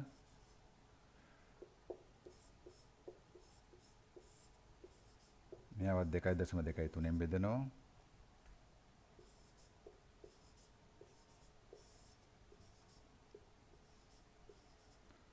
හරි. අනුපාත හොඳට දැනගෙන ඉන්න එකම සංඛ්‍යාව අනුපාත සරල කරන්න එක්කෙනෙක් යම් සංඛ්‍යාවකින් බෙදුවොත් අනිත් කට්ටියත් ඒ සංඛ්‍යාවම බෙදන්න ඕනේ. එක්කෙනෙක් යම් සංඛ්‍යාවකින් ගුණ කරොත් අනිත් සංඛ්‍යාවකත් ඒ සංඛ්‍යාවෙම ගුණ කරන්න ඕනේ. එතකොට මෙතන ගේනවා උත්තරේ 1යි නේ. මෙතන අනුපාතය 2.3 2.3. මේ h වලගේ මැද තියෙන වගේ අපිට ආසන්න ඉතාම ආසන්න වශයෙන් ලියන්න පුළුවන් 2යි කියලා. හරි. මේක එන්නේ ඔයාලට පේනවා. මෙයාගේ මම ලියන්න මෙතන එකට 4.4 බෙදීම 2.2.3 තියෙන්නේ. මේක 3 නෑ කියලා හිතන්න. හරි. 3 වැටෙවුවොත් 100%ක දෝෂයක් තියෙන්නේ. නේ 100%යි 3 නෑයි කරේ. එතකොට මේක 2.2 වෙනවා. ඒතර දෝෂය අඩුයි 103යි කියන්නේ 100ට තනි ඉලක්කමේ දෝෂයක් මේක වටයා ගන්න පුළුවන්. මොකද සරල පූර්ණ අනුපාතය ගන්න යද්දී කිට්ටුම පූර්ණ සංඛ්‍යාව ගත්තොත් මේ පූර්ණ සංඛ්‍යාව අපිට කිට්ටුම දශම ස්ථානයට ගත්තොත් ඒ කියන්නේ අපිට 5.95 කියලා ගන්නවා ගියක්. 5.95 කියලා එනවා. මේක අපි දන්නවා මේක ආවේ අපේ සුළු කිරීම දෝෂය නිසා දශම සංඛ්‍යාවක් තියෙන්න බෑනේ අන්තිම මේකේ නේද? මේක 6ට වටා ගන්න පුළුවන්. ඒ වගේ. ඒතකොට 105ක දෝෂයක්. හරි. ඒ දෝෂය සිද්ධ වෙන්නේ අපේ සුළු කිරීම වල වටේන හින්දා. එහෙනම් මෙතන අපිට ගන්න පුළුවන් නේද? 2යි කියලා. ඒ විදිහට තමයි මෙයාගේ පිළිතුර 2 කියලා ගත්තේ. හරි. ඒ වටයේදීම තවත් තැන් වල වටය යනනම් හැම එකක් මේ එහෙම වට යන්න බෑ. හරි. ඒ කියන්නේ ලොකු දෝෂයක් සහිතව වට යන්න බෑ. එතන මෙතනදී වට යන්න බෑ 2.23 වට යන්න බෑ කාබන් වලදී. දෙකට වට යන්න පුළුවන්ද? බෑ 123ක දෝෂයක් නේ. එතන මේකේ පිළිතුර එන්නේ බෙදුවාම එන්නේ 2.24යි කියලා. ඒත් ආවේ නෑනේ කුඩාම පූර්ණ සංඛ්‍යාවෙන් බෙදුවට පස්සෙත් අපිට ආවේ නෑ පූර්ණ සංඛ්‍යාත්මක අනුපාතයක් ආවේ නැහැ.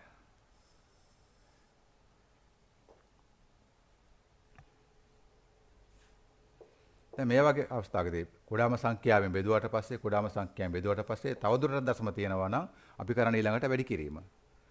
හරි මතක තියෙනවා. ඊළඟට අපි කරන්නේ ಗುಣ කිරීම කරන ඊළඟ පියවරේදී. ಗುಣ කරද්දී මේ 2.4 කියන කෙනා තමයි පූර්ණ සංඛ්‍යාවක් බවට පත් කරගන්න ඕනේ. මෙයාව 2කින් වැඩි කරොත් එන්නේ 4.48. මෙයාව 2.4 3න් වැඩි කරොත් අපිට එන්නේ කීයද? 12යි එකක් විතරයි 6යි 7යි 6.7යි 2. මෙතන එන්නේ 4.48. මේකක්වත් පූර්ණ සංඛ්‍යාවට වට යන්න බෑ. මෙයාව කීයද? කිට්ටුම දශම ස්ථානයේ අපි පොඩි පන්තිලේ වට යනවා නම් 4ට තමයි වට යන්නේ. මේක 5ට දශම ස්ථානේ 5ට අඩු නිසා. මෙයා වට යන්න වෙන්නේ 4ට.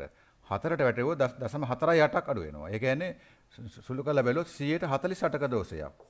එහෙනම් එයාව පූර්ණ සංඛ්‍යාවට වට යන්න යන්නේ නැහැ. මෙයාව වට යනවා වට යන්න වෙන්නේ කීයටද? ආසන්න පූර්ණ සංඛ්‍යාව 7ට වට යන්න වෙන්නේ. ඔයාලා දන්නවා වැටීම. 7ට වට යන්න වෙන්නේ. 7ට වැටෙව්වොත් කීයක් වැඩිපුර අරන් තියනවද? 0.28ක්. එහෙනම් 128ක දෝෂයක් ඇති වෙනවා. එයා හරියන්නේත් නැහැ. ඊළඟට බලමු 2.24 4න් වැඩි කරනවා මම. එතන දෙනවා 8.96යි. අන්න බලන්න. මෙයා පුළුවන්නේ වටයා ගන්න 9ට. නේද? 100.04 තමයි වැඩි වුනේ. මේකට 0.04ක් එකතු කරොත් තමයි 9 වුනේ. 0.4ක් කියන්නේ 104ක දෝෂයක්. හරි. එතන අපිට මෙයාව පූර්ණ සංඛ්‍යාවක් බවට පත් කරන්න ලේසිම එක තමයි 4ෙන් ගුණ කිරීම.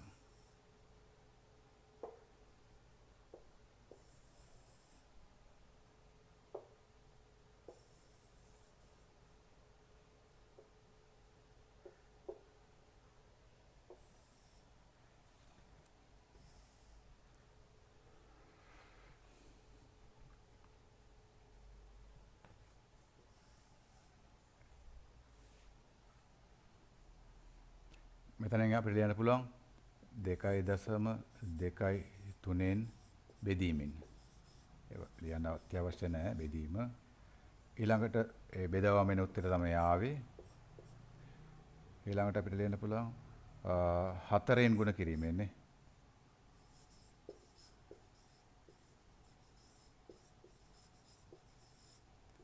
4න් ගුණ කරාම එනවා. මම දැන් 4න් ගුණ කිරීමෙන් කියලා දාපු නිසා 4න් වැඩි කිරීම 4 දාන්නේ නැහැ. 8.96 වැඩි කිරීම එයාත් 4න් වැඩි කරන්න ඕනේ. 8යි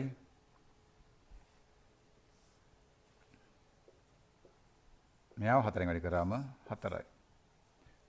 හරි. දැන් අපිට මෙයා වටය ගන්න පුළුවන් 9ට 8ට 4.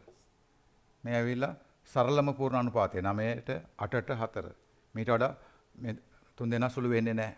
මීට වඩා කුඩා කරන්න බෑ. කුඩා කරන්න ගියොත් දශම බවටපත් වෙනවා. මේ තමයි 9යි 8යි 4යි කියන සරලම පූර්ණ අනුපාතය. මොනවල සරල පූර්ණ අනුපාතයද අපිට ආවේ? අපි මේ හෙව්වේ කාබන්, හයිඩ්‍රජන් සහ ඔක්සිජන් පරමාණු අතර තියෙන සරලම පූර්ණ මවුල අනුපාතය. හරි.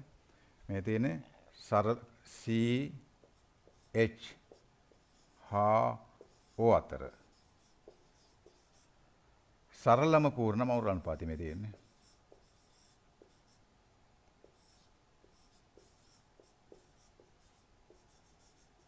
මවුල අනුපාතය තමයි මේ තියෙන්නේ. හරි. 9ට 8ට 4යි.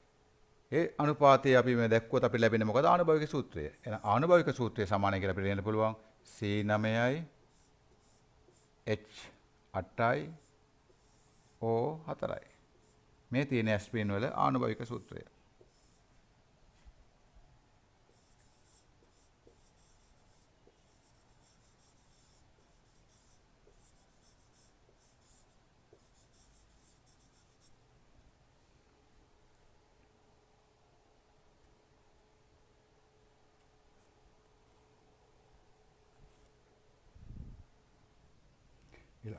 ඊළඟට ප්‍රශ්නේ දෙවෙනි කොටස බලන්න. ප්‍රශ්නේ දෙවෙනි කොටස යහන්නේ ඇස්ප්‍රින් වල අණුක සූත්‍රය සොයන්න කියලා දීලා තියෙන්නේ. සාපේක්ෂ අණුක ස්කන්ධය දීලා තියෙනවා. මේ දෙවෙනි කොටස හදන්න කලින් මම යනවා සිද්ධාන්ත කොටසක් ඔයාලට පැහැදිලි කරන්න. බලන්න.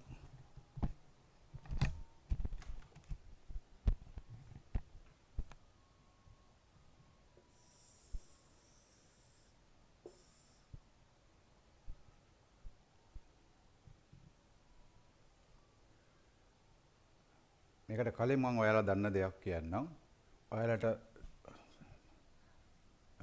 ජලයේ අණුක සූත්‍රය දීලා තියෙනවා. ජලයේ අණුක සූත්‍රය දීලා මේකේ සාපේක්ෂ අණුක ස්කන්ධය හොයන්න කිව්වොත් ඔයාලා දන්නවා දැන් කලින් හදලා තියෙනවා. හයිඩ්‍රජන් වල 1යි, එක් වරක් 2 2යි. මේ දෙකට එකතු කරන්නේ ඔක්සිජන් වල එකනේ. ඔක්සිජන් වල 16යි. සාපේක්ෂ අණුක ස්කන්ධය අපිට එනවා එතකොට 18යි. හරි 18යි. මේ සාපේක්ෂ අණුක ස්කන්ධයට අපි කියනවා අණුක ස්කන්ධය කියලාත් පාවිච්චි කරනවා. අණුක ස්කන්ධය. අණුක ස්කන්ධය. එහෙනම් H2O වල අණුක ස්කන්ධය හොයන්න කිව්වොත් ඔයාලා දන්නවා අණුක ස්කන්ධය කීයද කියලා අහුවොත්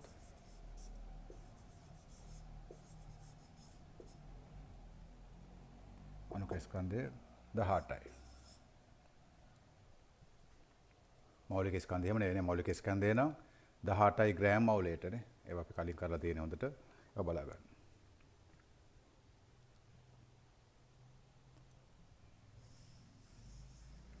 එතකොට මේ අණුක ස්කන්ධය කතා කරා වගේම ජලයේ මේ අණුක ස්කන්ධය වගේම තව ස්කන්ධයක් අපි කතා කරනවා මේ අරමේදී ආනුභවික සූත්‍ර ස්කන්ධය.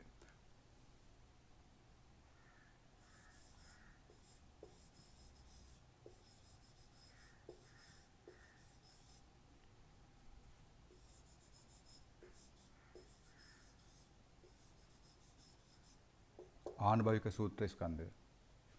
ආනුභවික සූත්‍ර ස්කන්ධය හොයන්නේ අර අණුක ස්කන්ධය හේව වගේම තමයි. අණුක ස්කන්ධය හොයන්නේ අණුක සූත්‍රය භාවිත කරලා. ආනුභවික සූත්‍ර ස්කන්ධය හොයන්නේ ආනුභවික සූත්‍රය භාවිත කරලා. උදාහරණයක් ග්ලූකෝස්. උදාහරණයක් අපි ගමු ග්ලූකෝස්. ග්ලූකෝස් ගත්තොත්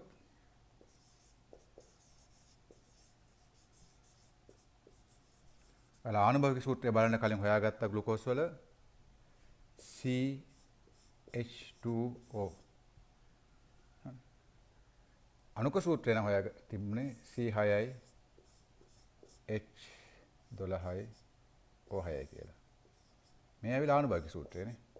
එහෙනම් ආනුභාවික සූත්‍රය භාවිතා කරලත් හොයන්න පුළුවන් ස්කන්ධයක්. අර සාපේක්ෂ අණුක ස්කන්ධය වගේ ආනුභාවික සූත්‍රයේ භාවිතයෙන් හොයන ස්කන්ධයට අපි කියනවා ආනුභාවික සූත්‍ර ස්කන්ධය. ආනුභාවික සූත්‍ර ස්කන්ධය. එහෙනම් මේක ආනුභාවික සූත්‍ර ස්කන්ධය හොයලා බලමු කොහොමද හොයන්නේ කියලා. කාබන් එකක් තියෙන ආනුභාවික සූත්‍රය. ඒකට 12යි. හයිඩ්‍රජන් දෙකක් තියෙනවා. එක්වරක් 2යි. ඔක්සිජන් එකක් තියෙනවා 16යි. හරි. 12යි මෙතනින් 2යි 14යි කීයද 30යි නේ. ආනුභාවික සූත්‍ර ස්කන්ධය 30යි. හරි. එතකොට අණුක ස්කන්ධය හොයන විදිහටම තමයි ආනුභාවික සූත්‍ර ස්කන්ධය හොයන්නේ. ඒක ලොකු වෙනසක් නැහැ. ආනුභාවික සූත්‍රය භාවිතා කරලා හොයන නිසා අපි කියනවා නේද? ආනුභාවික සූත්‍ර ස්කන්ධය කියලා මෙයාට. අණුක සූත්‍රය භාවිතා කරලා හෙව්වොත් මේකෙන් එන 180ක් කියලා. මේකට කියන්නේ අණුක ස්කන්ධය. ඇයි ඒ? අණුක ස්කන්ධය කියලා කියන්නේ හේතුව අණුක සූත්‍රය භාවිතයෙන් තමයි හෙව්වේ. ඒ නිසා අණුක ස්කන්ධය. ආනුභාවික සූත්‍රය භාවිතා කරලා හොයන නිසා අපි කියනවා ආනුභාවික සූත්‍ර ස්කන්ධය 30යි. ග්ලූකෝස් වල ආනුභාවික සූත්‍ර ස්කන්ධය 30යි. අණුක ස්කන්ධය 180යි. එහෙනම් ඕනෑම සංයෝගයක ආනුභාවික සූත්‍රය දන්නවනම් ආනුභාවික සූත්‍ර ස්කන්ධය හොයන්න පුළුවන්. මතක තියාගන්න. නැවත ඒතර මතක් කරන්න පැහැදිලි කරන්න ඕනේ නැහැ. ඊටම සරල නිසා ඉස්සරහට ඉන ආනුභාවික සූත්‍ර ස්කන්ධ මම එකපාරටම දානවා.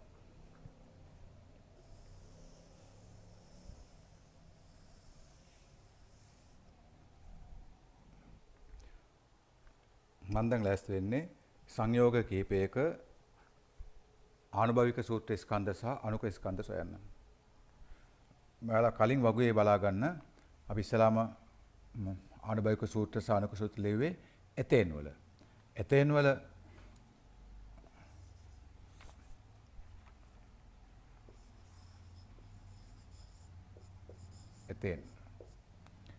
එතෙන් වල ආනුභාවික සූත්‍රය බලා ගන්න එතනින් මම මෙතන නිකන් සඳහන් කරන්නම්. අණුක සූත්‍රය උනේ C2යි H6 4යි 6යි. ඔව්. ආනුභාවික සූත්‍රය උනේ CH2. එහෙනම් මෙයා යොදාගෙන හොයන්න පුළුවන් එතෙන් වල ආනුභාවික සූත්‍ර ස්කන්ධය. කාබන් වල 12යි හයිඩ්‍රජන් දෙකක් තියෙනවා. 4 නෙවෙයිනේ එතන දැන්න ඕනේ 14 නෙවෙයි. බලන්න මේක අණුක සූත්‍රය එහෙනම් ආනුභාවික සූත්‍රය මම මෙතන ලියන්නම් CH3 මම කලින් ආනුභාවික සූත්‍රය ලිව්වා වැරදි. ඒ කාබන් 2යි හයිඩ්‍රජන් 6යිනේ. එකට 3යි නේ. එහෙනම් කාබන් වල 12යි හයිඩ්‍රජන් 3යි 15යි නේ. ආනුභාවික සූත්‍ර ස්කන්ධය 15යි.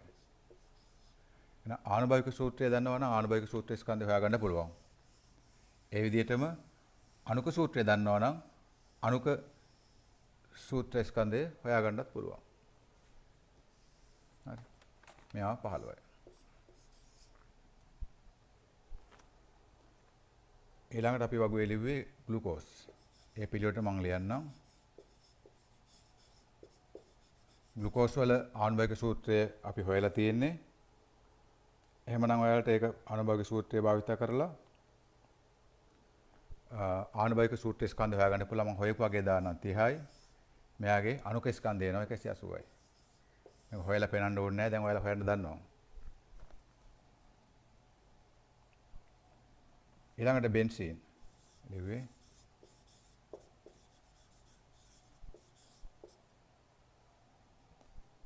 ආනුභාවික සූත්‍ර ස්කන්ධය එනවා 13ක්. කොහොමද 13 ආවේ? බෙන්සීන් කියන්නේ අණුක සූත්‍රය නම් C6යි H6යි. එහෙනම් CH එකට එකනේ. මෙයාගේ 12යි මෙයාගේ 1යි 13 ආවේ එහෙමයි. පුළුවන් හරි ලේසි. මම දිගටම ලියාගෙන යනවා. හරි. 13යි ඒ විදිහට C6යි H6යි කියන්නේ 78යි.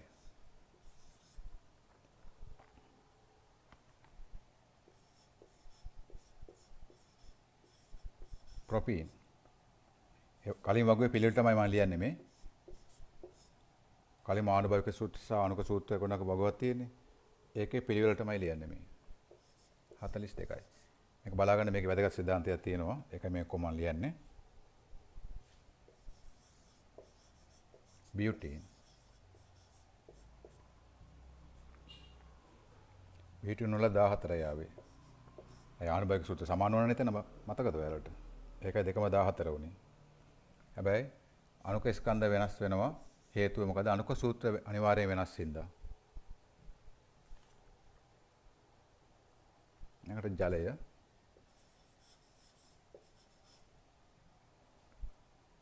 ඒකේ 18යි දෙකම 18යි. එතන උනේ ආනුභාවික සූත්‍රයි අණුක සූත්‍රයි සමාන වුණා. ඒ නිසා ආනුභාවික සූත්‍ර ස්කන්ධයත් 18යි අණුක ස්කන්ධයත් 18යි. ඊළඟට කාබන් ඩයොක්සයිඩ්. මම කාබන් ඩයොක්සයිඩ් CO2 කියලාම ලියනවා ලේසියට. කාබන් ඩයොක්සයිඩ් වලත් උනේ ආනුභාවික සූත්‍රය සහ අණුක සූත්‍රය සමාන වුණා. ඒ නිසා මෙයාගේ ආනුභාවික සූත්‍ර ස්කන්ධය 44යි අණුක ස්කන්ධයත් 44යි. හරි. දැන් බලන්න යන්නේ මම ආනුභාවික සූත්‍රය සහ අණුක ස්කන්ධය අතර සම්බන්ධය ගොඩනගන්න යන්නේ. හරිද?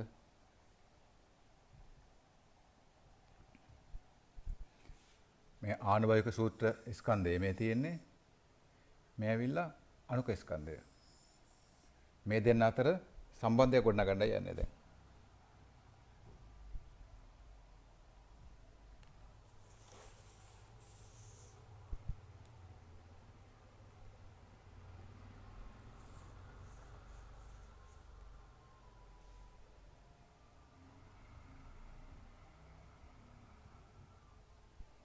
හරි.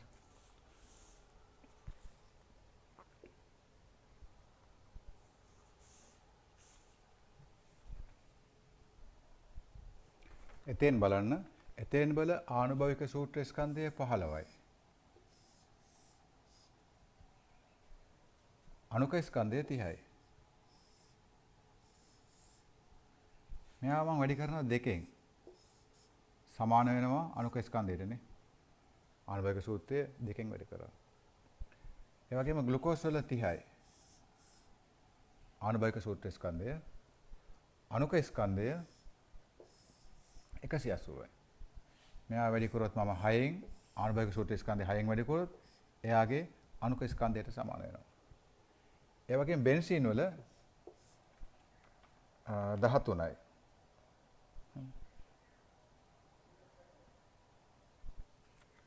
ග්ලුකෝස් වල 6න් නේ වැඩි කරන්න ඕනේ 5න්. 5න් නෙවෙයි 6න් හරිනේ. 6 වරක් 0.0 6 වරක් 3 18යි. බෙන්සින් වල බලන්න බෙන්සින් වලත් 6න් වැඩි කරාම 18ට සමාන වෙනවා. ප්‍රොපීන් වල බලන්න 14යි. ආනුභාවික සූත්‍ර ස්කන්ධය ආනුභාවික සූත්‍ර ස්කන්ධය 3න් වැඩි කරොත් අණුක ස්කන්ධයට සමාන වෙනවා. අණුක ස්කන්ධය 42ට සමාන වෙනවා. මෙයාගේ 14යි තිබ්බේ 14 3න් වැඩි කරොත් මෙයාට සමාන වෙනවා. ඒ විදිහම තමයි බියුටීන් වල ආනුභාවික සූත්‍ර ස්කන්ධය 14යි 14 4න් වැඩි කරොත් එයාගේ අණුක ස්කන්ධයට සමාන වෙනවා බියුටීන් වල. ජලය බලන්න. ජලයේ ආනුභාවික සූත්‍ර ස්කන්ධය 18යි. අණුක ස්කන්ධය 18යි. කීයෙන් වැඩි කරන්න ඕනේ? එකෙන්. එකෙන් වැඩි කරාම 18යි. කාබන් ඩයොක්සයිඩ් වලට එකෙන් වැඩි කරාම අණුක ස්කන්ධයට සමාන වෙනවා. දැන් අපිට පේන දේ තමයි ආනුභාවික සූත්‍ර ස්කන්ධය යම් සංඛ්‍යාවකින් ගුණ කළාම නේද? එයාගේ අණුක ස්කන්ධයට සමාන වෙනවා. හරි. ග්ලුකෝස් වල බලන්න ආනුභාවික සූත්‍ර ස්කන්ධය 30යි. ඒක 6න් වැඩි කරාම නේද? එයාගේ අණුක ස්කන්ධයට සමාන වෙනවා. කාබන් ඩයොක්සයිඩ් වල බලන්න ආනුභවික සූත්‍ර ස්කන්ධය 44යි. එයාව යම් පූර්ණ සංඛ්‍යාවකින් හැම වෙලේම අපි මේ පූර්ණ සංඛ්‍යාවකින් සුළු කරලා තියෙන බලන්න හැම වෙලේම පූර්ණ සංඛ්‍යාවකින් සුළු කරාම එයාගේ අණුක ස්කන්ධයට සමාන වෙනවා. එහෙනම් ආනුභවික සූත්‍ර ස්කන්ධය යම් පූර්ණ සංඛ්‍යාවකින් ගුණ කළාම එයාගේ අණුක ස්කන්ධයට සමාන වෙනවා. මේ ලියපු උදාහරණ ටික විතරක් නෙවෙයි අපේ තියෙන ඕනෑම සංයෝගයක ආනුභවික සූත්‍ර ස්කන්ධය යම් පූර්ණ සංඛ්‍යාවකින් ගුණ කරාම එයාගේ අණුක ස්කන්ධයට සමාන වෙනවා. එතන මෙතනින් අපිට සම්බන්ධයක් වඩනගා ගන්න පුළුවන් මේ විදිහේ.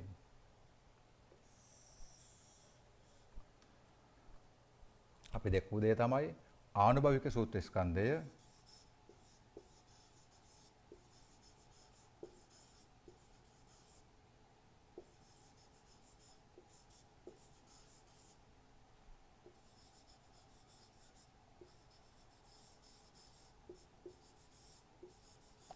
යම් සංඛ්‍යාවකින් වැඩි කරාම නේද? යම් සංඛ්‍යාවකින් වැඩි කරාම යම් පූර්ණ සංඛ්‍යාවකින් වැඩි කරාම ඒක සමාන වුණා එයාගේ අණුක ස්කන්ධයට.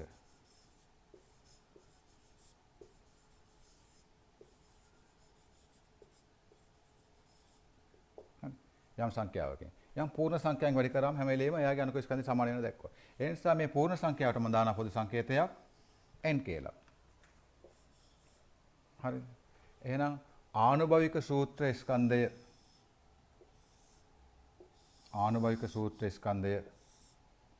යම් පූර්ණ සංඛ්‍යාවකින් ගුණ කළාම ඒ පූර්ණ සංඛ්‍යාවට සංකේත දෙයම n කියලා. n කියන්නේ 1 වෙන්න පුළුවන්, 2 වෙන්න පුළුවන්, 3 වෙන්න පුළුවන්, 4 වෙන්න පුළුවන්, ඕනෑම සංඛ්‍යාවක් වෙන්න පුළුවන්. යම් පූර්ණ සංඛ්‍යාවකින් වැඩි කළාම එයාගේ අණුක ස්කන්ධයට සමාන වෙනවා. හරි. මෙතන n සමානයි 1 වෙන්න පුළුවන්, 2 3 ඕනම පූර්ණ සංඛ්‍යාවක් වෙන්න පුළුවන්. ඒ හිත බකුන් අපිට ලැබිච්ච සම්බන්ධය වැදගත් සම්බන්ධය තමයි මේක. මේකෙදී තවත් බැලුවොත් මේ සමීකරණය අපිට ඕන n උක්ත කරගන්න පුළුවන්. මේ ගොඩනගාපු සමීකරණේ හරි n උක්ත කරගන්න පුළුවන්. n සමානයි කියලා එනවා අපිට. එතකොට ආනුභවික සූත්‍ර ස්කන්ධය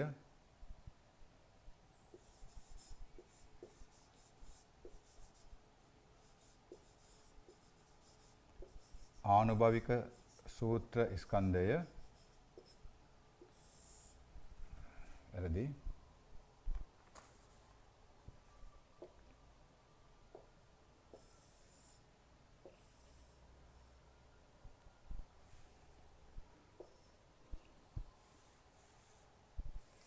හරි n උක්ත කරන්නේ නේ n උක්ත කරන්නේ එහෙනම් අණුක ස්කන්ධය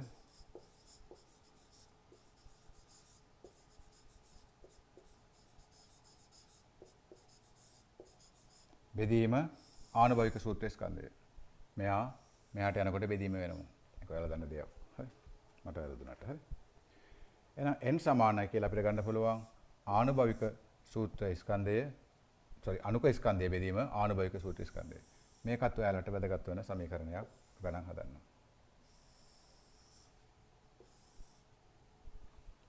මේ අපි සම්බන්ධය දැක්කානේ.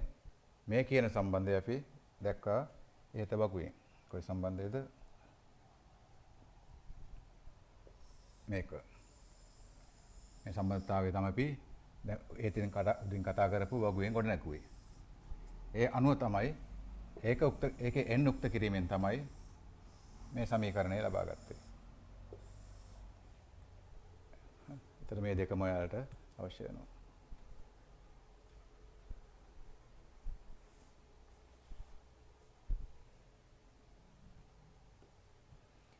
එතකොට මේ තියෙන්නේ එතේන් වල n අගයනේ. එතේන් වල n අගය. 30 බෙදීම 15න් එනවා n.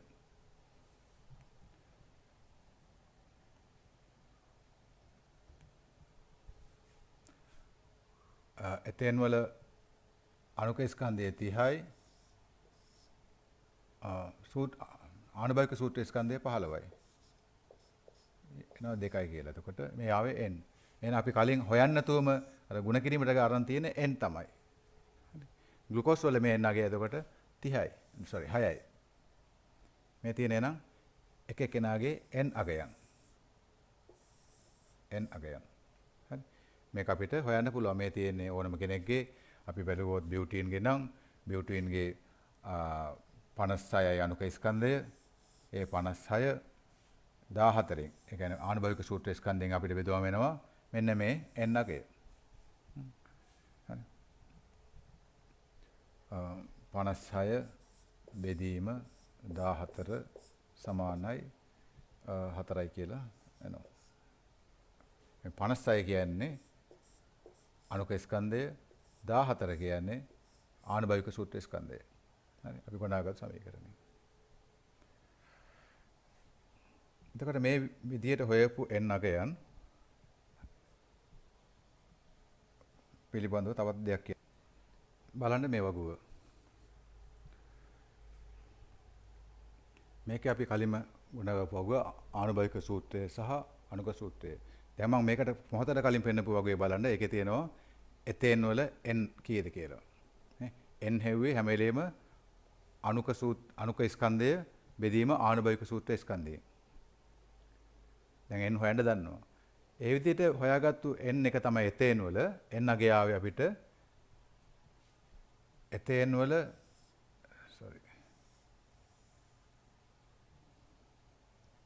එතේන් වල n සමානයි 2යි කියලා තිබේ වගේ බලන්න. හොයාගන්න පුළුවන්. හරි. n සමානයි 2යි. මේ තියෙන්නේ එතේන් වල ආනුභාවික සූත්‍රය. හරි. එතේන් වල ආනුභාවික සූත්‍රය. මේ ආනුභාවික සූත්‍රය මම n වලින් වැඩි කරාම මොකද්ද වෙන්නේ කියලා බලන්න. මෙයාව මම ගුණ කරනවා මෙයාගේ n අගයෙන්. n අගය 2යිනේ. n වලින් ගුණ කරාම අපිට එනවා අණුක සූත්‍රය. කොහොමද ගුණ කරන්නේ? 2ෙන් වැඩි කරනවා දෙවරක් c. නේද? c 2යි කියලා තියෙනවා මෙතන. හරි නේද? ඊළඟට දෙවරක් h3 h3 කියන එක 2ෙන් වැඩි කරනවා අපිට එනවා එතකොට h6යි කියලා. පැහැදිලි ඇති. හරි. එතකොට ආනුභාවික සූත්‍රය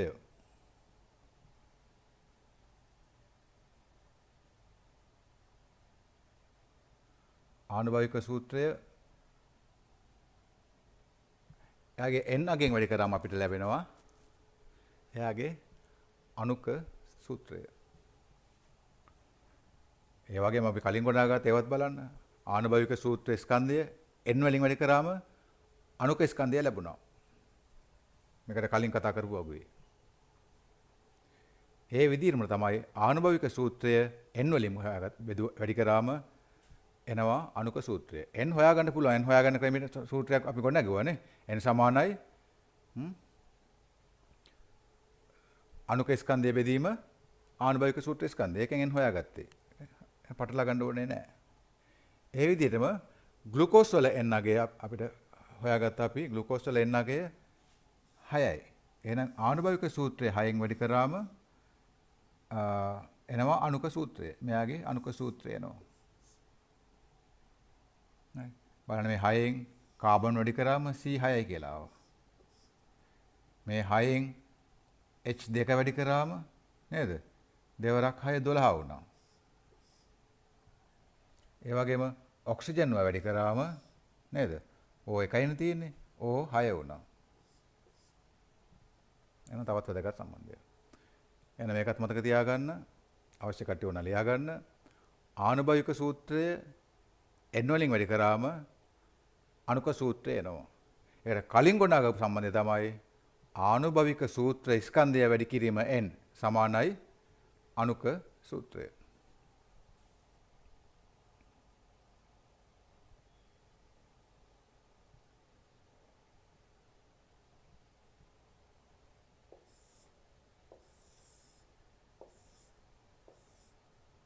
මේ තියෙන එකනේ.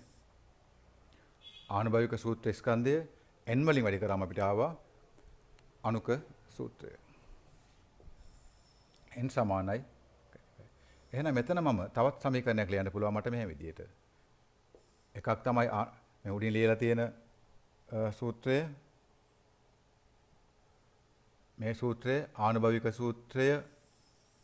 ආනුභවික සූත්‍ර ස්කන්ධය වැඩි කිරීම n සමානයි අනුක ස්කන්ධය. දැන් අපි කලින් වගුවෙන් ගොඩාගත්තු එකක් තමයි මෙන්න මේක.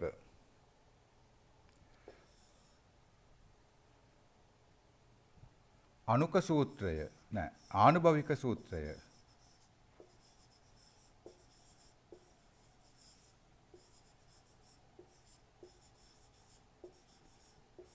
n වලින් වැඩි කරාම අපිට ආවේ කවුද? අනුක සූත්‍රය.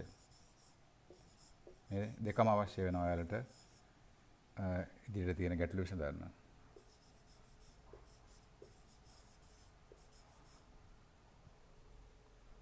උදාහරණ ග්ලුකෝස් වල නේද? n සමානයි 2යි කියලා ආවා. ඒක හොයාගන්න ඕනේ අපි. n සමානයි 6යි කියලා ආවා. ඒක හොයාගන්න ඕනේ. කොහොමද හොයාගන්නේ? මේ සූත්‍රය භාවිත කරලා. නේ? මේ දැක්වෙන සූත්‍රය භාවිත කරලා. මේ සූත්‍රය භාවිත කරලා. ඒ කියන්නේ මෙන්න මේ සූත්‍රය භාවිත කරලා ඔයාලට පුළුවන් කවද? n හොයාගන්න.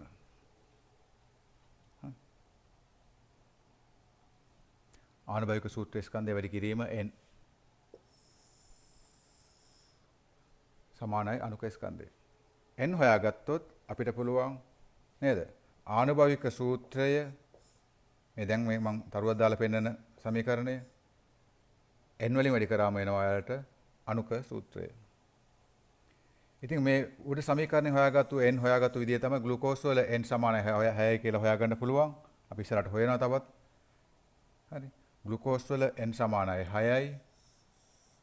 ග්ලූකෝස් වල ආනුභවික සූත්‍රය හරි. ග්ලූකෝස් වල ආනුභවික සූත්‍රය CH2O මෙයාව 6න් වැඩි කරාම වරණ දාලා වැඩි කරන්න ඕනේ. වැඩි කරාම අපිට ආවා C6යි H12යි O6යි. මේ ඇවිල්ලා මෙයාගේ අනුක සූත්‍රය ග්ලූකෝස් වල මේ ඇවිල්ලා ආනුභවික සූත්‍රය. මේ තියෙන කවුද? n. හරි හරියම පාස්ුයි. එහෙනම් ආනුභවික සූත්‍රය n වලින් වැඩි කරාම අනුක සූත්‍රය එනවා. ඊළඟට තමයි ආනුභවික සූත්‍ර ස්කන්ධය n වලින් වැඩි කරාම නේද? ආනුභවික සූත්‍ර ස්කන්ධය n වලින් වැඩි කරාම අනුක ස්කන්ධය එනවා. මේ සම්බන්ධ දෙක ඉතාම වැදගත්. ඒ වගේම දිගටම ඕන වෙන සම්බන්ධතාවය තමයි n සමානයි උඩ සමීකරණය ගොඩාගත්තේ n සමානයි අනුක ස්කන්ධය බෙදීම ආනුභවික සූත්‍ර ස්කන්ධය. මම නැවත කිව්වේ මේව දිගටම ඕන වෙනවා. ඉස්සරහට මතක් කිරීමක් සිදු කරන්නේ නැහැ.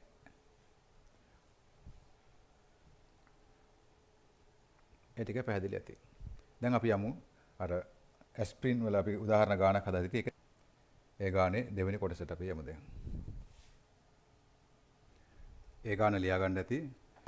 මම ඒ ගානේ දෙවෙනි කොටස කියන්නම්. ඇස්ප්‍රින් වල සාපේක්ෂ අණුක ස්කන්ධය 18 නම් ඇස්ප්‍රින් වල අණුක සූත්‍රය සොයන්නලු. අණුක සූත්‍රය සොයන්න. සාපේක්ෂ අණුක ස්කන්ධය දීලා තියෙනවා. ඒ කියන්නේ අපි දැන් අණුක ස්කන්ධය දන්නවා.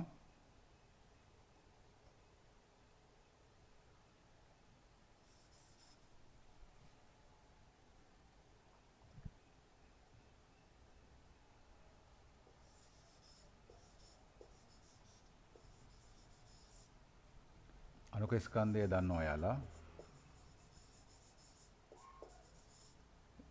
අණුක ස්කන්ධය සමානයි 180යි කියලා දීලා තියෙනවා. එතකොට අපි දැන් අහන්නේ අණුක සූත්‍රය තමයි අහන්නේ. එතකොට අපි කලින් ගානේදී ආනුභවික සූත්‍රය හොයාගත්තා. ආනුභවික සූත්‍රය මම මේක ලියන්නේ මෙතන ගාන නැති නිසා ඔයාලා ගාන බලා ගන්න. C9යි H8යි O4යි.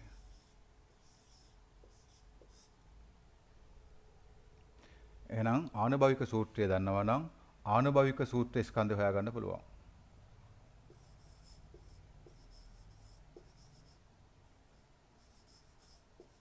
ආනුභාවික සූත්‍ර ස්කන්ධය හොයාගන්න පුළුවන්. නේද? කාබන් 9ක් තියෙනවා එන 12 වරක් 9. කාබන් 12 12 වරක් 9. හයිඩ්‍රජන් 8යි. ඔක්සිජන් 4ක් තියෙනවා 16 වරක් 4යිනේ.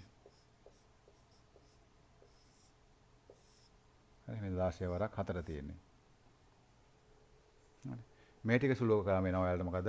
ආනුභාවික සූත්‍ර ස්කන්ධය.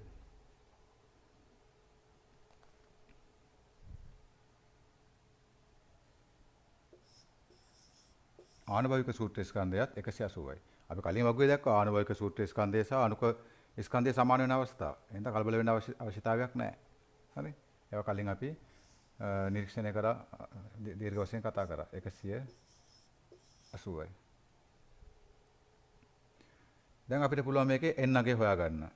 අපි දන්නවා n සමානයි ආනුභාවික සූත්‍ර ස්කන්ධය. මම කෙටියෙන් ලියනවා බෙදීම අනුක ස්කන්ධයනේ. sorry මට හැම වෙලේම වැරදෙනවා එක. අනුක ස්කන්ධය බෙදීම ආනුභාවික සූත්‍ර ස්කන්ධය. මේ සමීකරණ අපි කොට නැගුවා. හරි? පොඩ බලා ගන්න හොඳට. මේක තමයි n හොයන එක. දැන් අනුක ස්කන්ධය අපිට දීලා තියෙන 180යි කියලා එයාලා දීලා තියෙනවා. ඒ අපි දාගත්ත 180යි කියලා. ආනුභාවික සූත්‍ර ස්කන්ධය අපි හොයාගත්ත 180යි කියලා. එම සමාන වෙන අවස්ථා තියෙනවා කියලාත් අපි දැක්කා. එහෙනම් n සමානයි 1යි. හරි? n සමානයි 1යි. මේ ඇවිල්ලා n.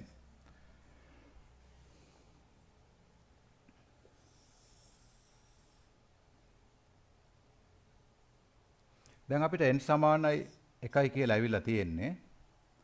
එතකොට ආනුභාවික සූත්‍රය අපි දන්නවා C9යි H8යි O4යි නේ.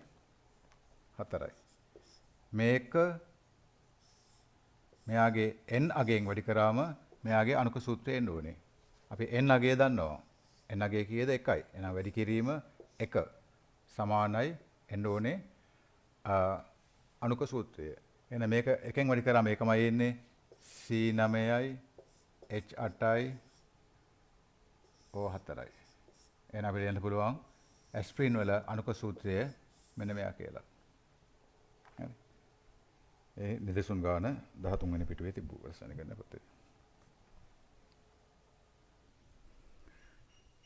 මේකත් රසායනික ගණනයේ පොතේ 12 වෙනි පිටුවේ සඳහන් වෙනවා නිදර්ශන ගානක්. උදාහරණයක් වශයෙන් දාලා දෙන ගානක් එකේ පිළිතුරු දැක්වෙනවා. ඔයාලා මේ ගාන කියව ගන්න. මේකේ දීලා තියෙන නයිට්‍රජන් වල ඔක්සයිඩයක්. මම නයිට්‍රජන් ඔක්සයිඩ් නයිට්‍රජන් ඔක්සයිඩයක් කියලාම ලියනවා.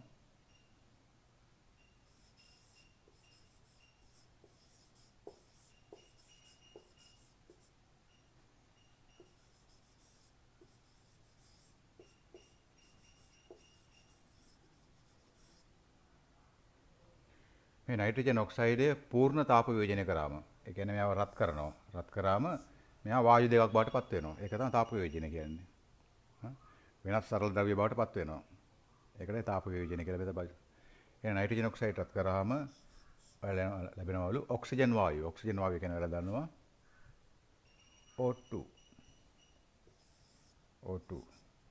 මෙතන දාලා තියෙන O2 වායුව ග්‍රෑම් 9.6ක් ග්‍රෑම්. සහ ඉතිරි එක මේක ඉතිරිය මේ හයිඩ්‍රජන් කියලා තියෙන හයිඩ්‍රජන් මේක වෙන්න ඕනේ නයිට්‍රජන් කරගන්න. ඒක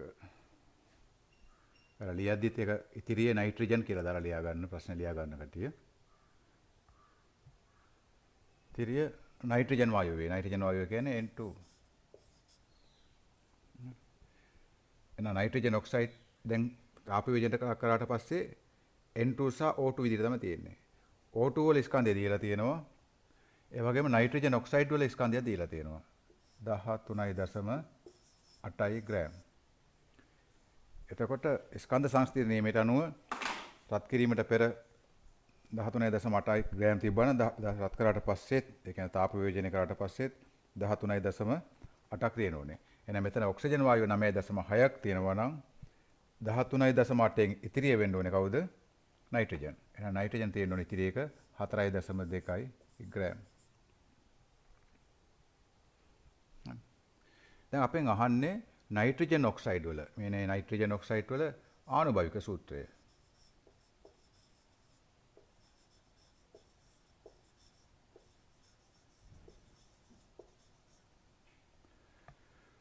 ආනුභාවික සූත්‍රය.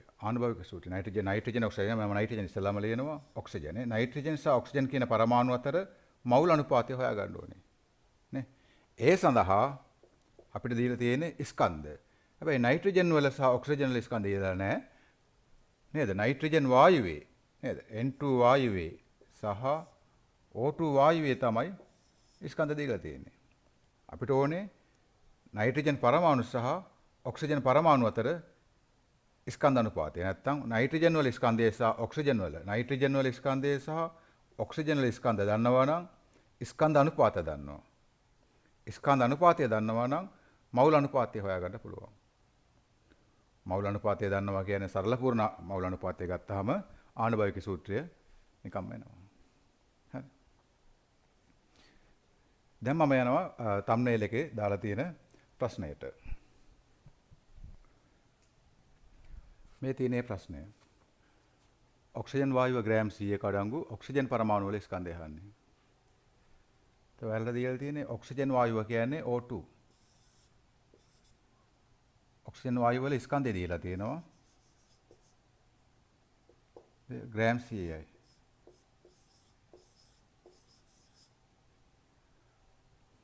ඔයාලා අහන්නේ ඔක්සිජන් පරමාණු වල ස්කන්ධය තමයි අහන්නේ. ඔක්සිජන් පරමාණු වල. ඔක්සිජන් වායුව ග්‍රෑම් 100ක තියෙන ඔක්සිජන් පරමාණු වල ස්කන්ධය තමයි අහන්නේ. හරි. එතකොට ඔක්සිජන් වායුව කියන්නේ O2. ඒ කියන්නේ අණු වශයෙන් තියෙන්නේ. ඒ අණු වල ස්කන්ධය දන්නවා. ඔයාලට ඔක්සිජන් පරමාණු වල ස්කන්ධය හොයාගන්න ඕනේ නම් ඔක්සිජන් පරමාණු වල ස්කන්ධය හොයාගන්න ඕනේ නම් ඔක්සිජන් පරමාණු මවුල ගන්න දන්නවනම් හරි නේද? මෙයාගේ මවුල ගන්න දන්නවා නම් ඔක්සිජන් පරමාණු වල ස්කන්ධය හොයාගන්න පුළුවන් නේ. ඔක්සිජන් පරමාණු මවුල ගන්න දන්නවා නම් නේද? මවුල ගන්න කියන්නේ n දන්නවා නම් ස්කන්ධය හොයාගන්න පුළුවන්. ස්කන්ධය කියන්නේ m. කොහොමද? මවුල ගන්න වැඩි කරනවා මෞලික ස්කන්ධයෙන්. එතකොට එන වලට ඔක්සිජන් පරමාණු වල ස්කන්ධය. ඔයාලට ඔක්සිජන් අණු වල ස්කන්ධය දීලා තියෙනවා. ඔක්සිජන් අණු වල ස්කන්ධය දීලා තියෙනවා ග්‍රෑම් 100යි.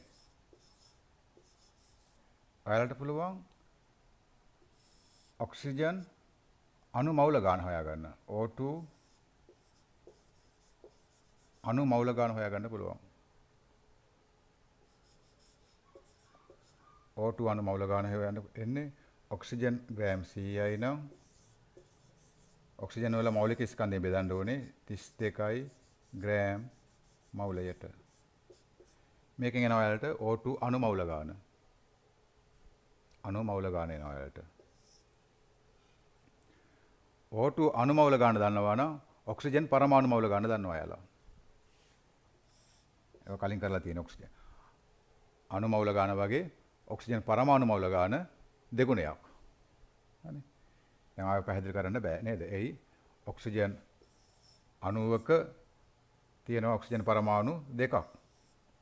එහෙනම් ඔක්සිජන් අණු මවුල එකක ඔක්සිජන් පරමාණු තියෙන මවුල දෙකක්. ඒක කලින් සවිස්තරාත්මක නේද? සෑහෙන වෙලාවරම් පැහැදිලි කරලා තියෙන්නේ. ඒක මෙතනින් නම් බලන කටට කවුරු දන්නේ නැති කට්ටිය ඉන්නවනම් අදාළ පාඩමට ගිහිල්ලා බලන්න. එහෙනම් මෙතන තියෙන මේ තමයි ඔක්සිජන් අණු මවුල ගාන. එහෙනම් ඔක්සිජන් පරමාණු මවුල ගාන අපිට පුළුවන් හොයාගන්න මේ වගේ දෙගුණයක් ඔක්සිජන් පරමාණු මවුල ගාන. ග්‍රෑම් 100යි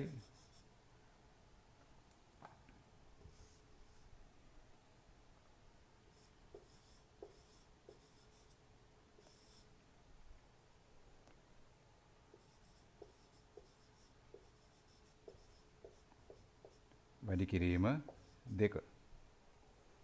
මේ වෙලාව ඔක්සිජන් පරමාණු මවුල ගන්න.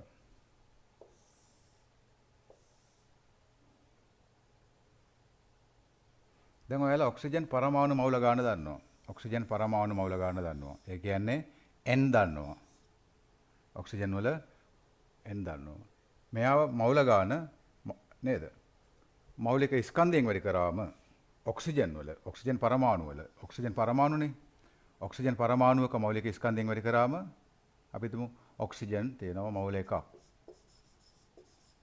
නේ? ඔක්සිජන් මවුල එක ස්කන්ධය කොච්චරද? මෙයාගේ ස්කන්ධය ගත්තොත් මෙයාගේ M ගත්තොත් ඔක්සිජන් මවුල එකක ස්කන්ධය ගත්තොත් 1යි මවුල වැඩි කිරීම ඔක්සිජන් වල සාපේක්ෂ පරමාණුක ස්කන්ධයනේ 16 වැඩි කිරීම 16යි ග්‍රෑම් මවුලයට. එහෙමනේ සුළු කරන්නේ. එතකොට එනවා ඔයාලට ග්‍රෑම් 16යි කියලා. මවුල ගන්න දන්නවා නම් ඔක්සිජන් පරමාණු වල ස්කන්ධය දන්නවා. ඒ වගේ තමයි දැන් ඔයාලා මෙතන ඔක්සිජන් පරමාණු මවුල ගන්න දන්නවා. ඔක්සිජන් පරමාණු මවුල ගන්න දන්නවා නම් ඔක්සිජන් ඕ පරමාණු වල ස්කන්ධය හොයාගන්න පුළුවන්. වල ස්කන්ධය. හරි. මේ තියෙන මවුල ගාන වැඩි කරන්න ඕනේ ඔක්සිජන් පරමාණුවේ සාපේක්ෂ පරමාණුක ස්කන්ධය. 100යි ග්‍රෑම් 32යි ග්‍රෑම් මවුලයට වැඩි කිරීම 2 මේ ඇවිල්ලා මවුල ගාන මේක වැඩි කරන්න ඕනේ 16යි ග්‍රෑම් මවුලයට කියන එකෙන්. මවුලයට ග්‍රෑම් එකකේ මවුලයට ග්‍රෑම් එකකට කැපිලා යනවා. මම සුළු කරනවා දෙවරක් 1යි දෙවරක් 2යි දෙවරක් 32කට දෙවරක් 16යි 16 වරක් 1යි 16 වරක් 1යි එතකොට වෙන සමානයි 100යි ග්‍රෑම් කියන එක ලැබෙනවා. ඔක්සිජන් පරමාණු මවුල මෙච්චරක ස්කන්ධය. ඔක්සිජන් පරමාණු මවුල මෙච්චරක ස්කන්ධය කොච්චරද? ග්‍රෑම් 100යි. මොනවාද අපි හෙව්වේ මෙතන? මේ හෙව්වේ ඔක්සිජන් වායුව. මේ තියෙන්නේ.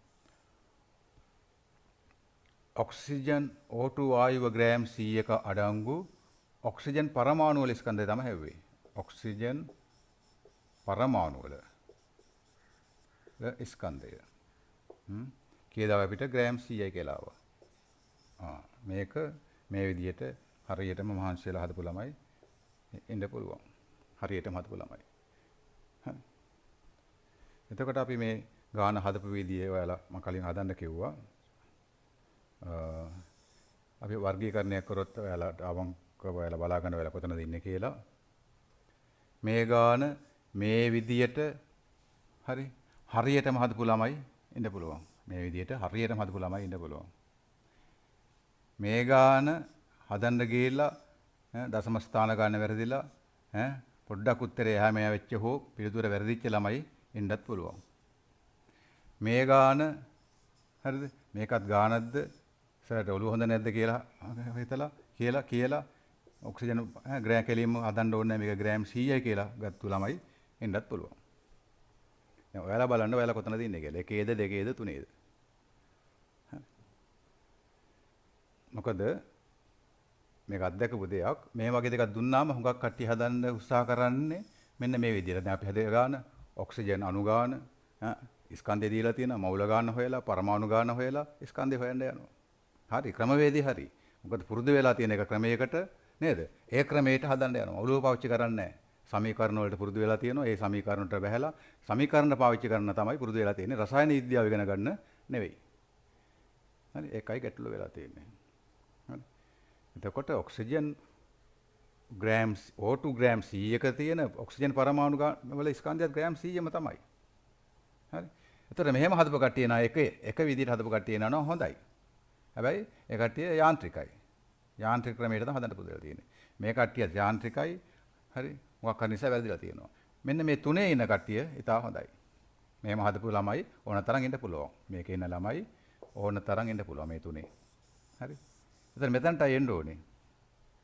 හරි. දැන් මෙතනට එන්න ඔළුව හදා ගන්න ඕනේ. අපි බලමු කොහොමද මේක උනේ කියලා. ඔක්සිජන් අණුවක්. මේ තියෙන ඔක්සිජන් අණුවක්. මේ ඕ පරමාණු දෙක මම ඇදලා තියෙන්නේ. ඕ අකුර නෙවෙයි පරමාණු ගෝලාකාරයිනේ. හරි. අපි හිතමු ඔක්සිජන් පරමාණුවක ස්කන්ධය හිතමු ග්‍රෑම් x කියලා. ඔක්සිජන් අණුවක ස්කන්ධය කීයද වෙන්නේ එතකොට? නේද? මෙයාගේ ස්කන්ධයත් ග්‍රෑම් x, මෙයාගේ ස්කන්ධයත් ග්‍රෑම් x. එහෙනම් මෙයා 2x ග්‍රෑම්. හරිනේ. Gram 2x. ඔක්සිජන් අණුවක ස්කන්ධයනේ. එහෙනම් ඔක්සිජන් අණුවක ස්කන්ධය වලට දෙනවා අණුවක ස්කන්ධය දෙනවා ග්‍රෑම් x කියලා. ග්‍රෑම් 2x කියලා. ඔක්සිජන් පරමාණු දෙකක ස්කන්ධය කීයද? පරමාණු දෙකක ස්කන්ධය කීයද? ඒත් ග්‍රෑම් 2x නේද? එක්කෙනෙක් x නේ. තේරුණා නේද? එහෙනම්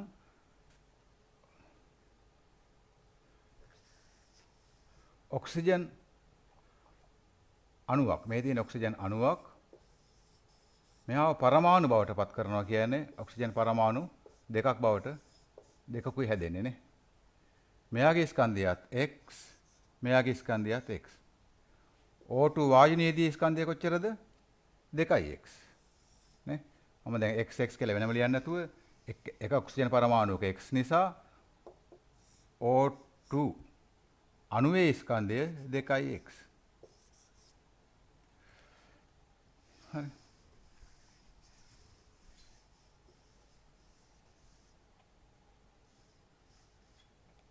දෙකයි x. එක්කෙනෙක් x නේ. දැන් ලැබිච්ච ඔක්සිජන් පරමාණු දෙකේ ස්කන්ධය කීයද? එක්කෙනෙක් x නම් ඒත් 2x නේ.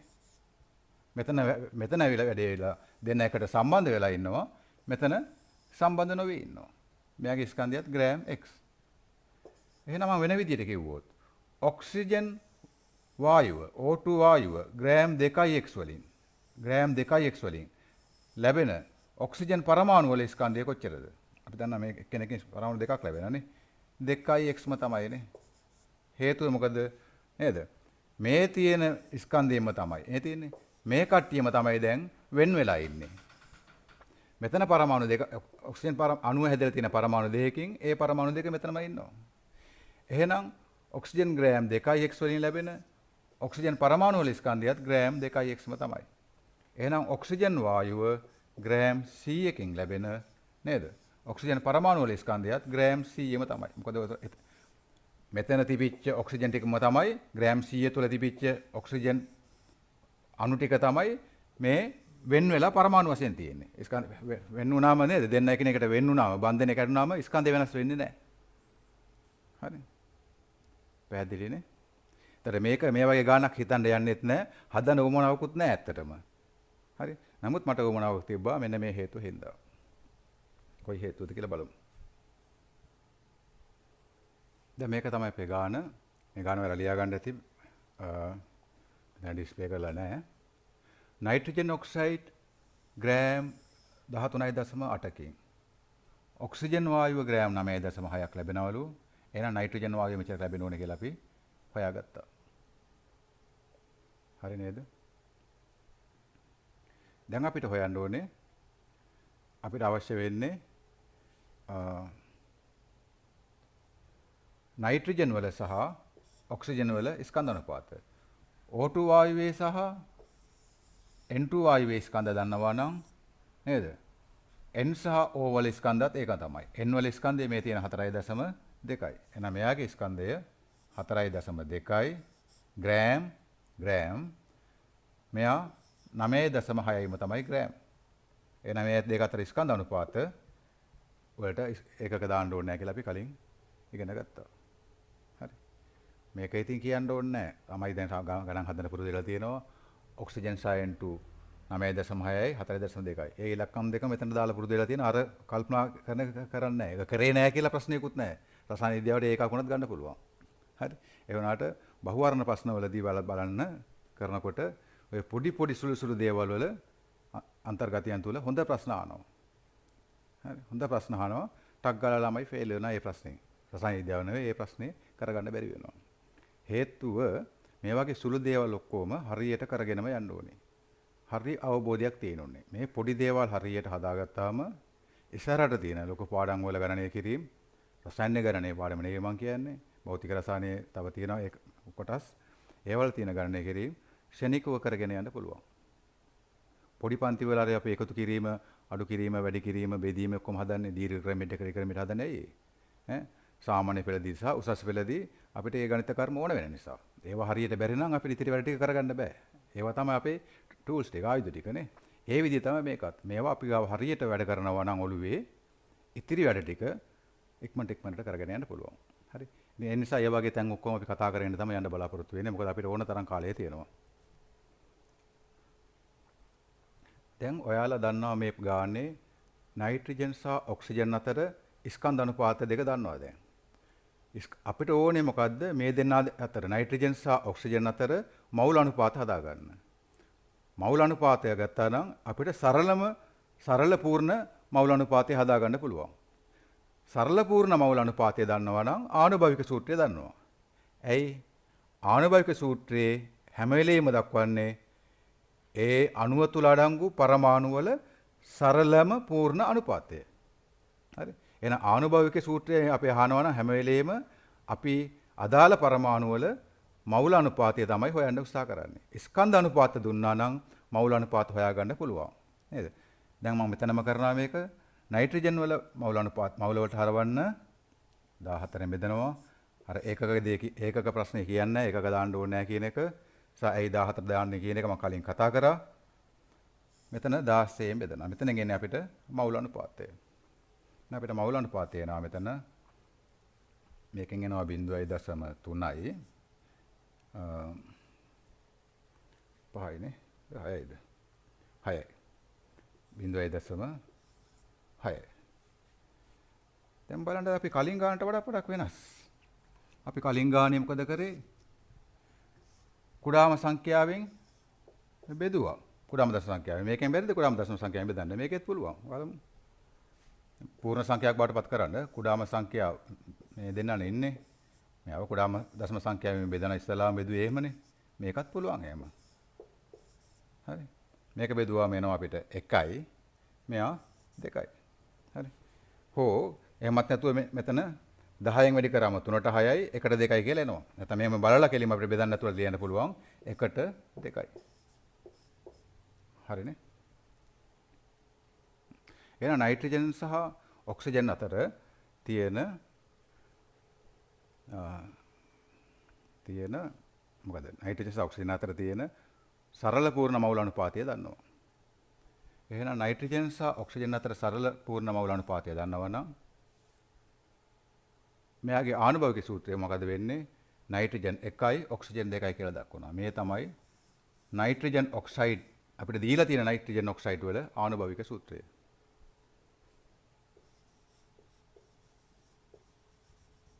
ආනුභාවික සූත්‍රය මේ තියෙන්නේ. හරිම පහසුයි.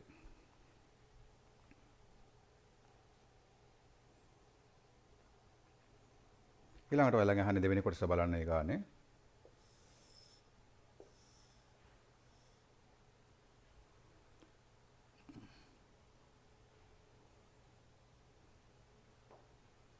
ඒකේ අහන්නේ අනුක සූත්‍රය අහන්නේ. ගානේ බලන්න අනුක සූත්‍රය ආදී අයලා දීලා තියෙනවා. සංයෝගයේ මෞලික ස්කන්ධය M. මෞලික ස්කන්ධය. ඒ කියන්නේ කැපිටල් M. දීලා තියෙනවා 92යි ග්‍රෑම් මවුලයට.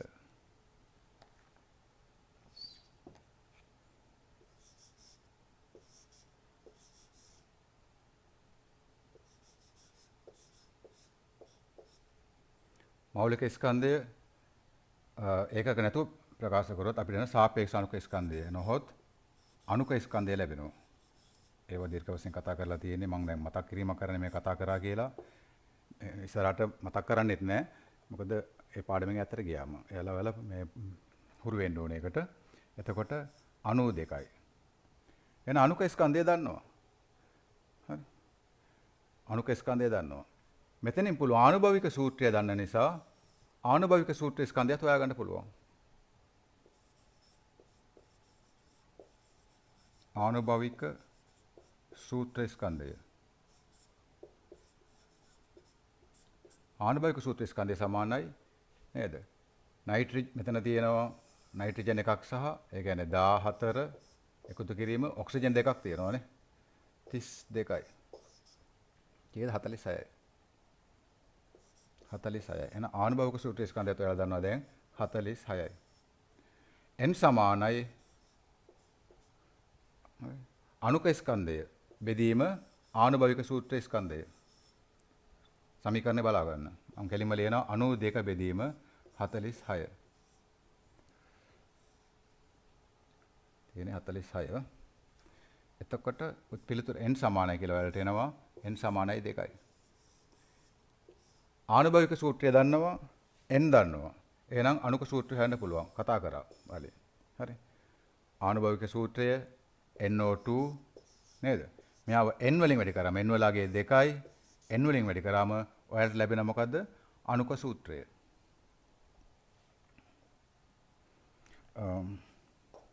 අනුක සූත්‍රය ලැබෙනවා. ඒතර දෙකෙන් ගත්තම N2O4. මේ තමයි මේ ඇවිල්ලා අනුක සූත්‍රය.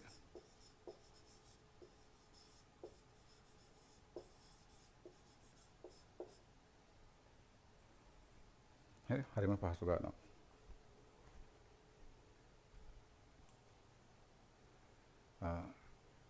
ඊළඟ වීඩියෝ එකේදී මම පාඩම මෙතන නවත්තනවා. ඔයාලා ඊළඟ මේ පාඩම බලන්න කලින් මේ තියෙන ගණන් ටික හදන්න. මේ තියෙන ගණන් ටික හදලා තමයි ඔයාලා ඊළඟ මේ පාඩම බලන්න ඕනේ වීඩියෝ එක. මේ උඩින්ම තියෙනවා 37 සහ 38 කියලා ගණන්. මේ දෙක රසායනික ගණනයේ පොතේ සඳහන් වෙන ගණන් දෙකක්. මේ ඉතිරි ගණන් විභාග ඉතිරි ගැටළු විභාග ප්‍රශ්න මේවා තියෙන්නේ.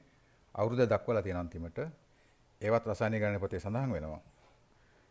ඉතින් ඔයාලට මම මේක දැම්මේ මේක ඔයාලට පොත තියෙනවා නම් මේ 37යි 39යි පොතේ බලා ගන්න පුළුවන්. ඒක පොතේ විතරයි තියෙන්නේ. වෙන පොත් වෙන තැන් වල නැහැ.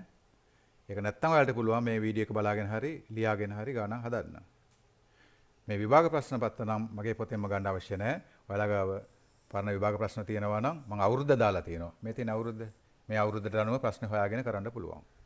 දැන් මට කියන්න ඕනේ ඔයාලට ඊළඟ පාඩම බලන්න කලින් ඔයාලා තනියම මේ ගණන් ටික හදන්න. ඒතර විභාග ගණන් මේ 4 7 8 සහ මේ 36 38 කියන ඒවා විභාග ප්‍රශ්න තමයි. 88 කියන ඒවා. ඒතර මේ අංක වැටලා තියෙන්නේ අර මගේ පොතේ අංක දාලා තියෙන පිළිවෙල අනුව තමයි 88 කියන නම්බරේ වැටලා තියෙන්නේ. ඒක ප්‍රශ්නයක් නෑ. ඔයාලට මේ හැම ප්‍රශ්නයකම මම අවුරුද්ද දක්වලා තියෙනවා. ඔයාලා ගාව තියෙන පසුගිය ප්‍රශ්න පත්‍ර පොතකින් මේ ප්‍රශ්නේ පහසුවෙන් හොයාගෙන කරන්න පුළුවන්. එතකොට ඊළඟ වීඩියෝට එන්න කලින් මේ ඔක්කොම තනියම කරන්න උත්සාහ කරන්න. ඒතකොට ඊළඟ වීඩියෝ එක බලන්න වෙන්නේ නැතුව ඔයාලට මොකක් හරි ගාණක් බැරන විතරයි. නැත්තම් අවශ්‍ය වෙන්නේ නැහැ. ඒතකොට ඩේටා ටිකත් ඉතිරියි. හරි. දැන් මම දැන් පාඩම නවත්තනවා. එහෙනම් හැමෝටම ස්තුතියි.